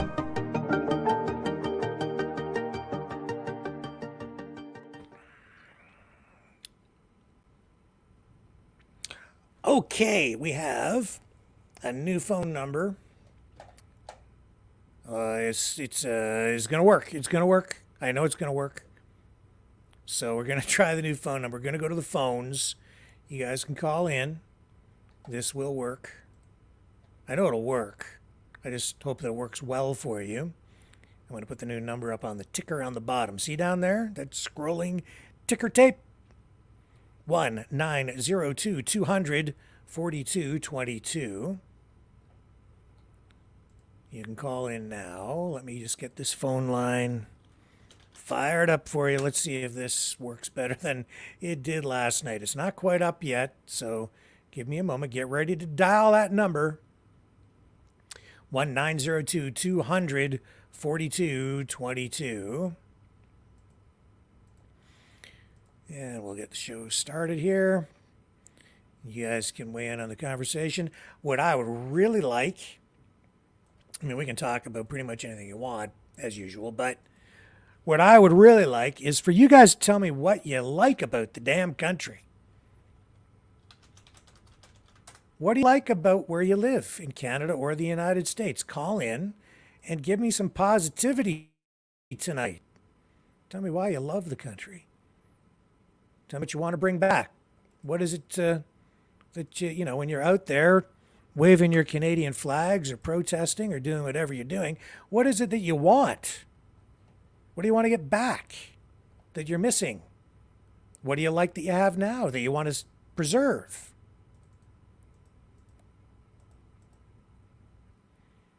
Tell me. That's what I want to know. Okay, so there's the number. Phone lines are fired up. We're ready to rock and roll at 1-902-200-4222. I'll run this transition, this little promo to reinforce the number. Here we go. Okay, Mavericks, it's call-in time. Join the conversation at 1-902-200-4222.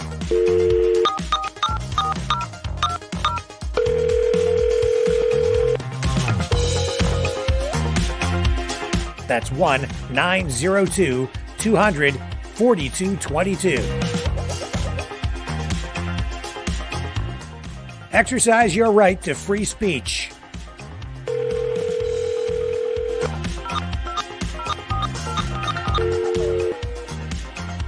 Call 1-902-200-4222.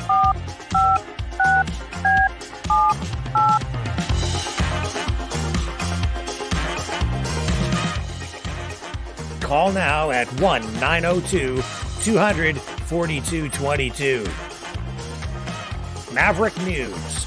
Call now. The world is watching and listening to you.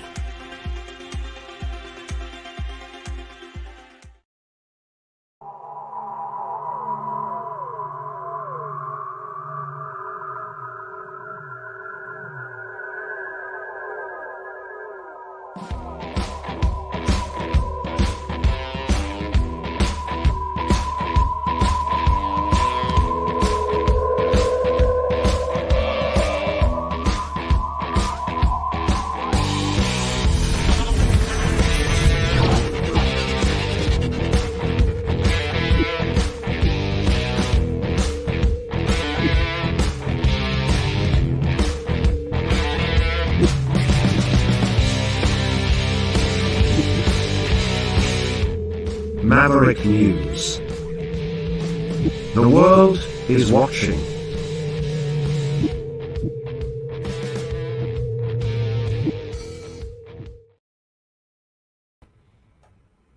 Okay, ladies and gentlemen, let us go to the phones.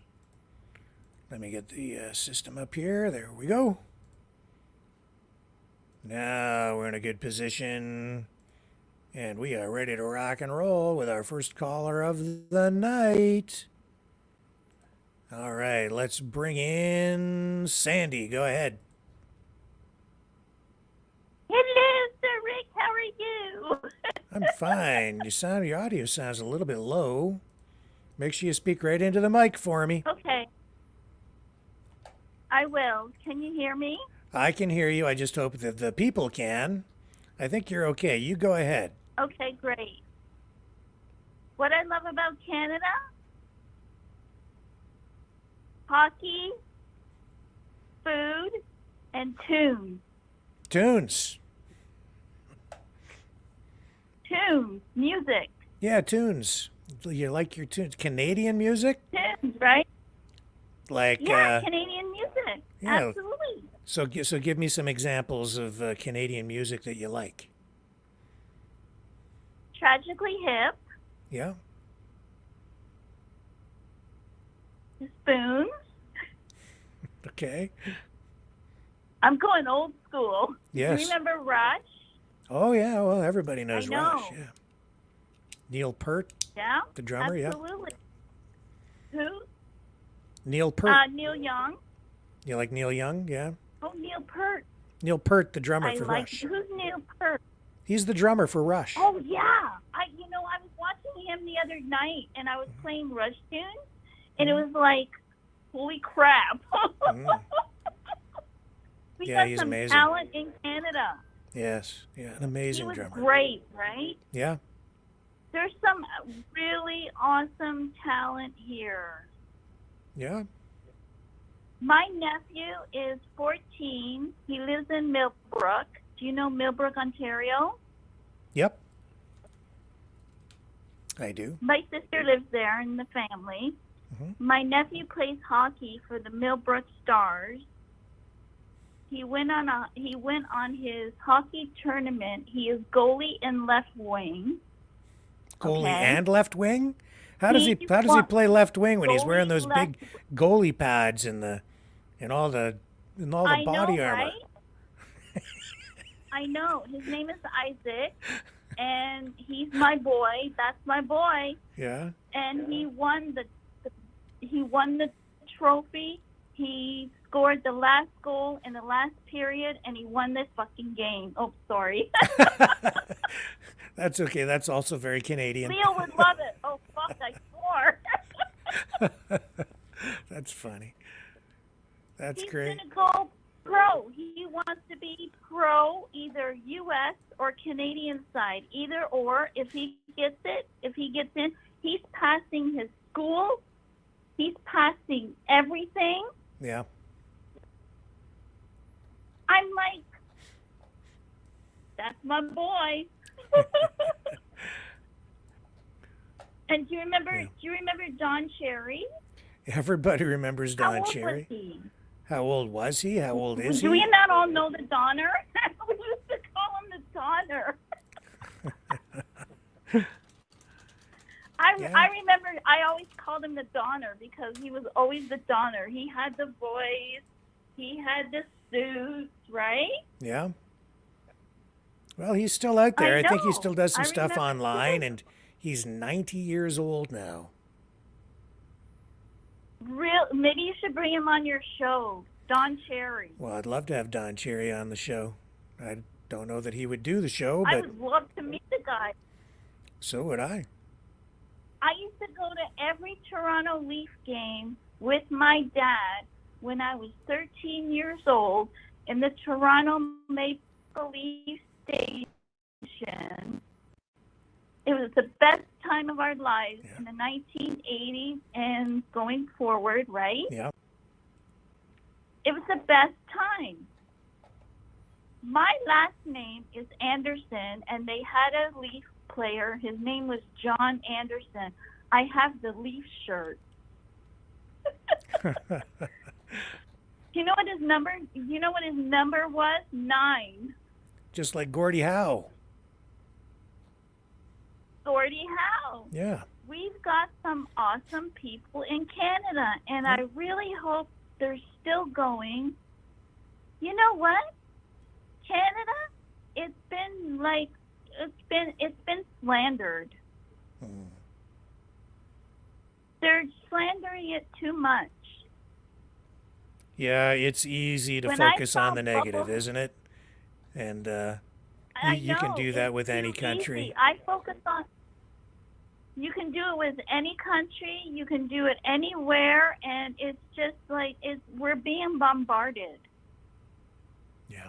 And I don't like being bombarded with negativity because, like, I've been going through a lot too lately, and I'm just like, when I found out about my nephew, they won the trophy, they won the cup for their team, and they praised him so well.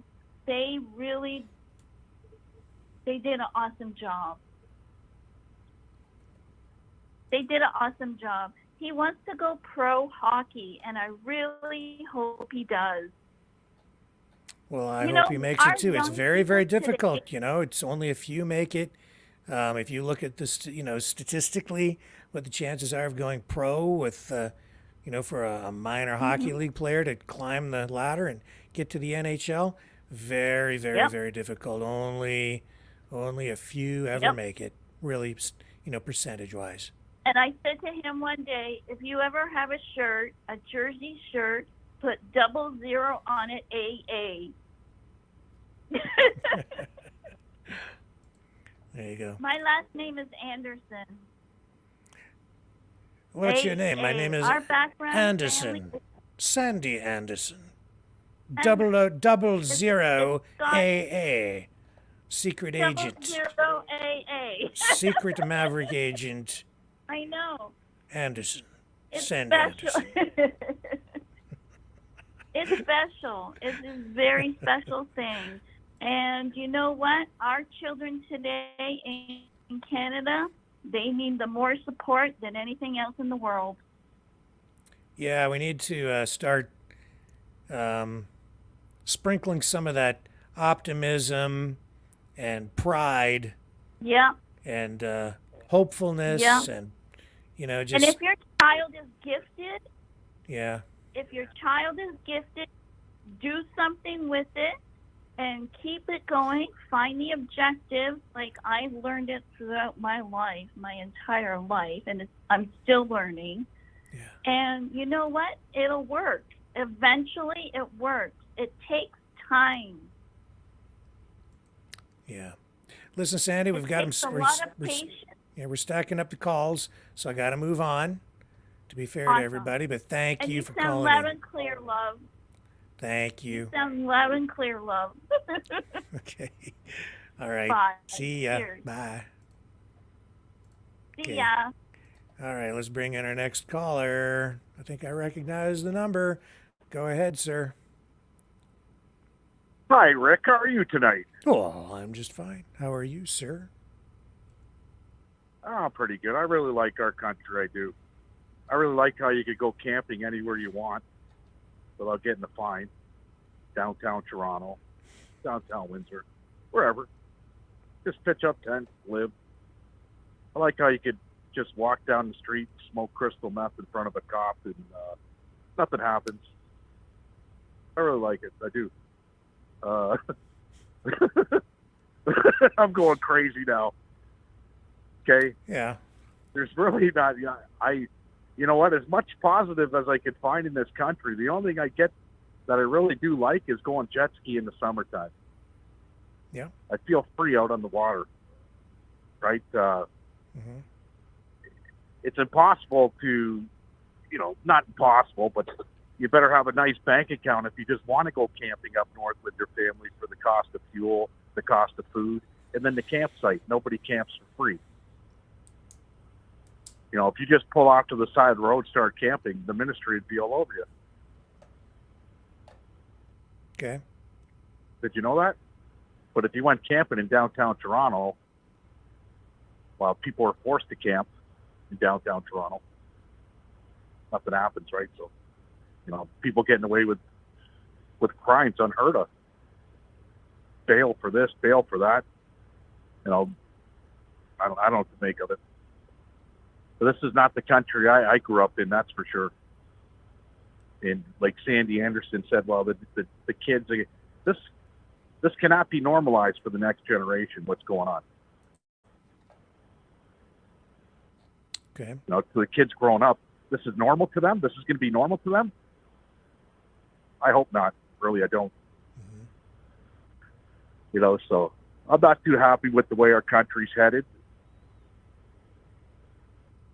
I don't know how to change it.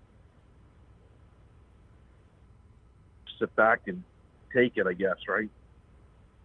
I don't know. Enough's enough for a lot of people. A lot of people are at their ends wits. And, you know, even though I know we don't want to see other countries, we're a sovereign nation, this and that. There's no integrity. When you got politicians ripping the people off blatantly and nothing's happening to them, I don't think anything's going to overcome of this Arrive scam. It's going to be washed underneath the table. Okay, he's going to stop any investigation by the RCMP because ultimately the police are working for them. You know, when you got protesters and protesting out front of a hospital in Toronto, a Jewish hospital, and they're scaling the walls like an insurrection, we'll call that an insurrection, and nothing's being done about it. No bank accounts being frozen, nobody being arrested, nobody trampled by horses. We got a problem. Yeah, well, we certainly do have problems, no question. Right? I don't know what the fix is to it. Really, I don't. You know, the Ford, you didn't play the Ford comments that he made on CTV, right? Yeah, I don't have a know, clean video that is, you know, copyright free, so I'm not sure where to get it, but I'll see. I'm still seeing. Now, I'm all about free protests. Yeah, I'm all about free protests, okay, and everybody should have the right to protest. There's spots you shouldn't be protesting. Now, let's say that guy fell off that balcony. That would have been great news. Where would they take him? To Mount Sinai or to another hospital on the other side of the city? Oh, I think they'd probably wheel him right in there and they'd take care of him. Even though he was out front doing what he was doing. Yeah. Yeah, so, you know, you don't see any arrests happening over this, but if you protest the government in any form or any shape, and I hate to say this, okay, and you drive a truck or you're just a normal tax-paying Canadian and you don't like the way the government is, they will freeze your bank accounts, they will put you in prison, and they'll do all kinds of crazy things to you. And that's irritating. That's irritating to a lot of Canadians. So I hope to see what something unfold in Ottawa this weekend, like a big gathering, even though this weekend is also, Family Day? Yeah. Yeah, I know Right, the so big we have the reunion Family Day is, happening. the convoy reunion is happening up there this weekend, right? Yeah, yep, the convoy reunion, and whoever else wants to join, right? Will the Gaza people be there too? Protesting? Who knows? Could it be a clash? I don't know. Could it be a smash? I don't know. Hopefully it's peaceful and everything comes, you know, I don't know. I don't know what to make of any of it anymore, really. I don't. But when I see the shit that I see just walking down the streets now in my city, where somebody hops your fence and steals your lawnmower out of your own garage, breaks a lock, and you do something about it, you're the one that will be charged. You can't even police your own property, right? Sickening, right? So I don't know. I can't wait for the weather to break so I can get out on the water and clear my head. Yeah, I'm still looking for a clip from Doug Ford, but I don't have anything here that I can run that as I say, is copyright clean. So I'm sorry, folks. I Here's- just don't think I can. Here's something.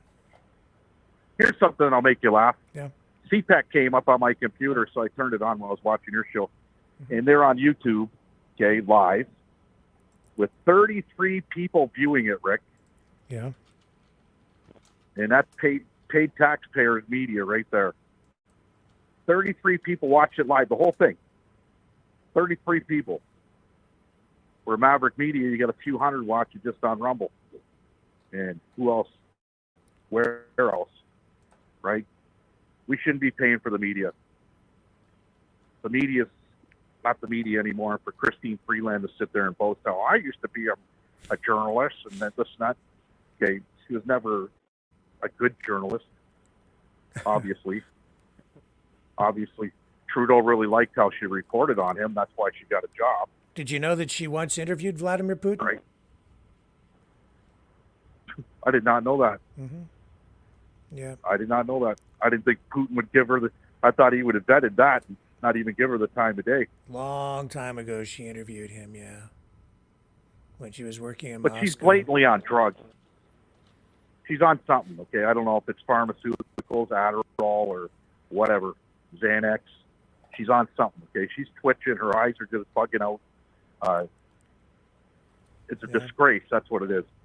Yeah. Yeah, well, look at the way her hands are going. I have to admit, it is a little distracting to watch her stand there at news conferences and do the head twitch thing. I don't get it. It's weird. It's embarrassing on the world stage. I just don't know. Like people must look at her and go, what's going on here? Really? What's going on here in Canada? We know what's going on. Right? What can you do about it? Hope for the best, pray for the best. Vote and get involved. Get involved in government. Get involved in the parties. You know, assert yourself. Exercise your agency. Get involved so that your ideas are implemented in terms of party policy, which is then carried forward into government when your guys get elected. Get involved like Rhonda does here locally, and other people, and run for council or support people who do run for different positions within government. That's why the other side, if you want to call it the other side, that's why they're winning. It's because they've been so active politically for so long. They're organized and they're integrated, they're involved and motivated. They're out there all the time. So just got to fight back. I'm still waiting on Brian Massey. Yeah. I'm still waiting on Brian Massey to call me. And every day that he don't call me, other people are calling me, and they want to go run a train right up his fruity ass at his office, okay, and start protesting. Mm-hmm. That's a good MP for you. You go to his office, you ask some questions, you leave your information, and they don't contact you back. That's what we're dealing with. There you go. So, well, I'm that's getting what involved. I'm elections doing are my for. part. You are, sir. You certainly are. And just by calling in, Okay, that's move also on. being involved. So Move on. Thank you, sir. Thanks for calling in again tonight, Leo. And thanks for sending those messages too, alerting me that the program wasn't firing on Rumble. I appreciate that. Thank you. It was weird. It was weird when you clicked onto the Rumble thing. It came back to yesterday's show, right? So Yeah. that's how I knew. Yeah, I figured out what the problem What it is, what it was. is. I fixed it. Thanks to you. Appreciate it. This phone line's working great. I just don't know why you got a Russian area code. Don't put that out there. The next thing you know, the RCMP will be on my doorstep. Okay, take care, man. See you. There you go. Bye-bye. Okay, and let's go to our next caller. Who's on the line now? Alicia? Hello. Hello. How are you? I had to call in. Okay. Good. And I just love Canada. It's my home. And I would never live anywhere else in the world. Maybe I've been privileged because I'm a country girl and I'm in my own little world too. I have my cattle. I have a beautiful home, and I wouldn't want to live anywhere else. Bad things come and go. Bad people come and go. It'll change. I lived through the senior Trudeau. We got rid of him. We'll get rid of this Trudeau, and the country will be fine. It's the most beautifulest country in the world, and like I said, I would never want to live anyplace else. Yeah, we have a lot to be grateful for, even though, you know, we have a government that has really kind of messed things up in pretty serious ways. But we've always managed to work our way through things, and I think we will still. And yeah, there's still stuff to be grateful for. We will. I admit, I don't recognize the country anymore either, just like Leo. But I see the foundations are still there for what we had, what we can rebuild, if people choose that. But when you have bad times, people tend to run for bright, shiny objects and grab sort of the first thing that they see as an alternative. And you also have opportunists out there who take advantage of bad times and try to use that as a way to, as an opportunity to gain power and upset things, disrupt things even more, you know? But we have to be careful. Yep. We need to be really careful and open both eyes and understand that. I hope that makes sense. And they have to get back to regulating the people that are coming into Canada. Yeah. You see all those Palestine out there protesting, and he's going to bring in 500,000 more of them that's going to do the same thing. Like, that's what's got to stop.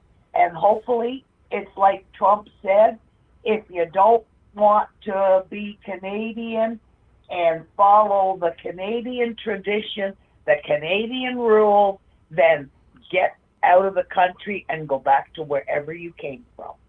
Well, that's the thing. A lot of people come here and they don't really want to come here because they want to integrate into the country.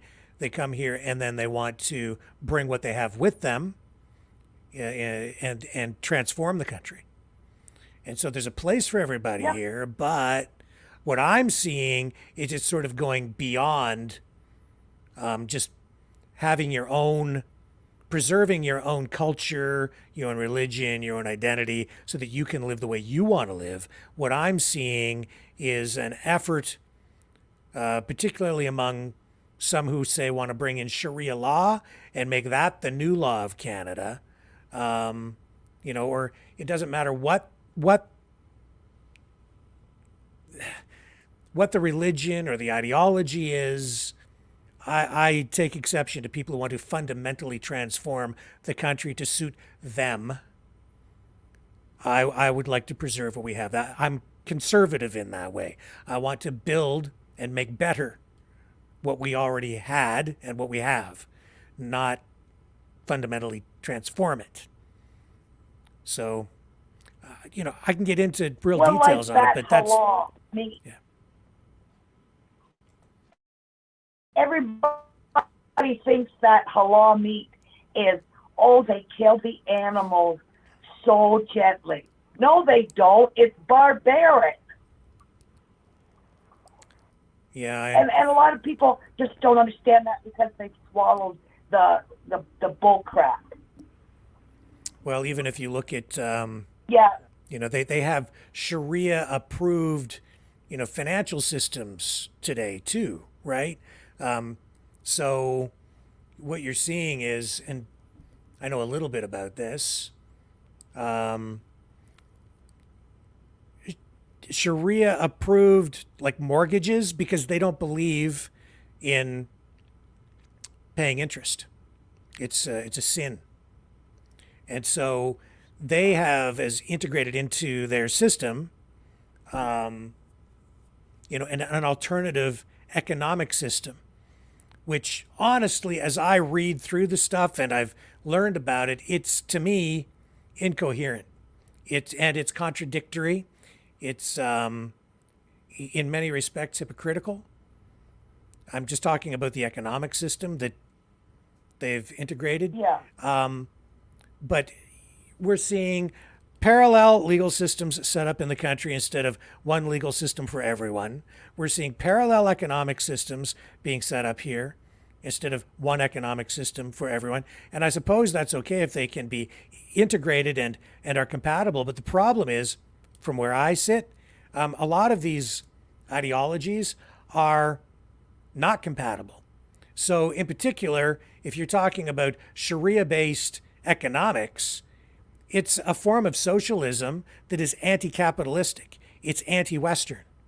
And so people who embrace that are really embracing a neo-socialism that is not compatible with with Western economics, and it rejects centuries of the teachings of the great philosophers and economists, from John Locke to Adam Smith to John Maynard Keynes.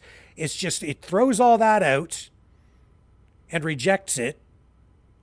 And that is what we're really facing. People don't understand that the people who advocate for this fundamental change really are saying that our economic system has to go, the religious underpinnings of our society have to go. It's an assault on everything that Western society is predicated on. It's a giant threat to our way of life. And how did that happen? Because we started letting the foreigners into our parliament, so they're getting so that they can change the laws. It's not so much that I don't have a problem with people coming into the country. I don't have a problem with new people arriving in the country. What I have a problem with is misguided tolerance. We need to be tolerant, but not tolerant to a fault. And I think Canada has been tolerant to a fault in many respects. Oh. And that's where political correctness comes into play, and I would say reverse racism, and a denial of what reality is, and critical race theory. And you can link all of these ideologies back to, well, the Sharia law, Marxism, extreme socialism, communism. These are all in direct opposition to what Western society has been built upon. And it's a direct assault on Western culture, our Western civilization.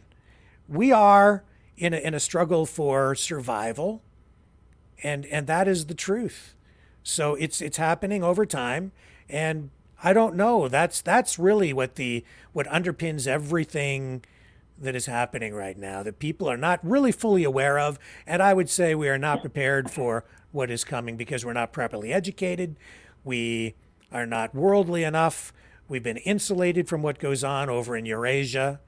And what's arriving on airplanes and on ships every day, we don't recognize, we don't understand. It's very definitely foreign to us. And I don't mean just the people, but I'm talking about the ideologies, the economic systems, the religion, the martyrdom, the philosophy. It's 180 degrees in many respects to what has built our society. People do not understand it. Well, it's those people that are coming in that have brought those with them. Well, of course. I mean, absolutely. And, it's not the people that I have an issue with. It's some of the ideology, some of the politics, leave your damn wars over there. Come here because this is the land of opportunity. This is a new place. Leave all that conflict behind and come here and live in harmony. That's what I want to see. Don't bring all that baggage with you. Don't be out in the streets fighting with each other because you were fighting over there. Come here and live in peace. And that's what I'm saying. They weren't decently vetted. If they had have been, maybe this wouldn't be going on. But they were just allowed to come in by the hundreds of thousands. Well, what have we got? Over a million? 5 million right now we're people bringing since in the over, opening? in real terms, we're bringing in over 1 million new Canadians every year right now under Trudeau. Over 1 million. And I would say this coming year, by the time they do the tally, it'll be probably 1.2 to 1.5, somewhere in that range. It will be a record number. And they can't build houses fast enough. They can't keep up. It's like building 2 cities of London, Ontario every year. That's how many people, Yeah. 1 million people in a country of only 32 million, I think we're up to now in Canada. So it's too much. It's too fast. Our systems can't handle it. Our economy can't handle it. It's very disruptive. It's misguided. We need to get a handle on it. It's not good for anybody. I believe he's bringing them in to destroy the country. I think somebody's trying to destabilize the country, or some actors are for sure. And I don't think that Justin Trudeau is really acting in the best interests of Canada. I think he is a globalist, and he's not focused on what is best for his nation. And that's why we're getting what we're getting. But more than that, there are other countries and political organizations that are constantly working day in, day out to destabilize what is going on here through their actions and policies abroad and domestically. And immigration is one of the main tools they're using, I think, to do it, to put pressure on our economy, on our institutions, on our services, on our dollar, the value of our dollar. They're flooding us on purpose to just put stress on everything and destabilize, because if your adversaries can destabilize you, they neutralize you. If they can neutralize you, then they win over here. While you're dealing with your domestic issues over here and you pull your support for what's going on over there, they win over there. Are you following what I'm saying? Yeah. And the other way they're trying to break us too is with the food situation. Mm-hmm. They did it in the 1800s to the Native Americans, and they're doing it to us too. They want to get us down to, like they said, 1 million people in the world, and they're going to do it any means they possibly can. They don't care. Okay. Well, listen, it's about that time of the night, so it's time for us to wrap up. I'll just throw it to you for a final comment, and then we'll sign off for the evening. The final comment is, I know things are really, really bad, but I wouldn't want to live anywhere else but Canada. All right. Thank you very much for the call tonight. Really appreciate it. Talk to you later. You betcha. We'll get you next time. Bye. Bye. Okay, guys. That will end the call-in portion of the show. And, it gets us to 9:20 here. Thank everybody for showing up. I wish we could have had a little more positivity in the calls, but overall, I guess we're doing too bad. I will be back tomorrow night, hopefully at 6 p.m. If I'm not here at 6, I'll be here at 7. I just had some technical things that I was trying to sort out, and the phone system seems to be working pretty well there. Just made some revisions to it. It's the old system with some changes. So it should be a little bit more cost effective, and it works better than that new system that I was trying to integrate into everything that we do here. But one way or another, we'll keep on keeping on. We'll keep on fighting for freedom here on the Maverick News Channel, where we have the antivirus programs for your mind. Love you guys. Catch you tomorrow on the flip side.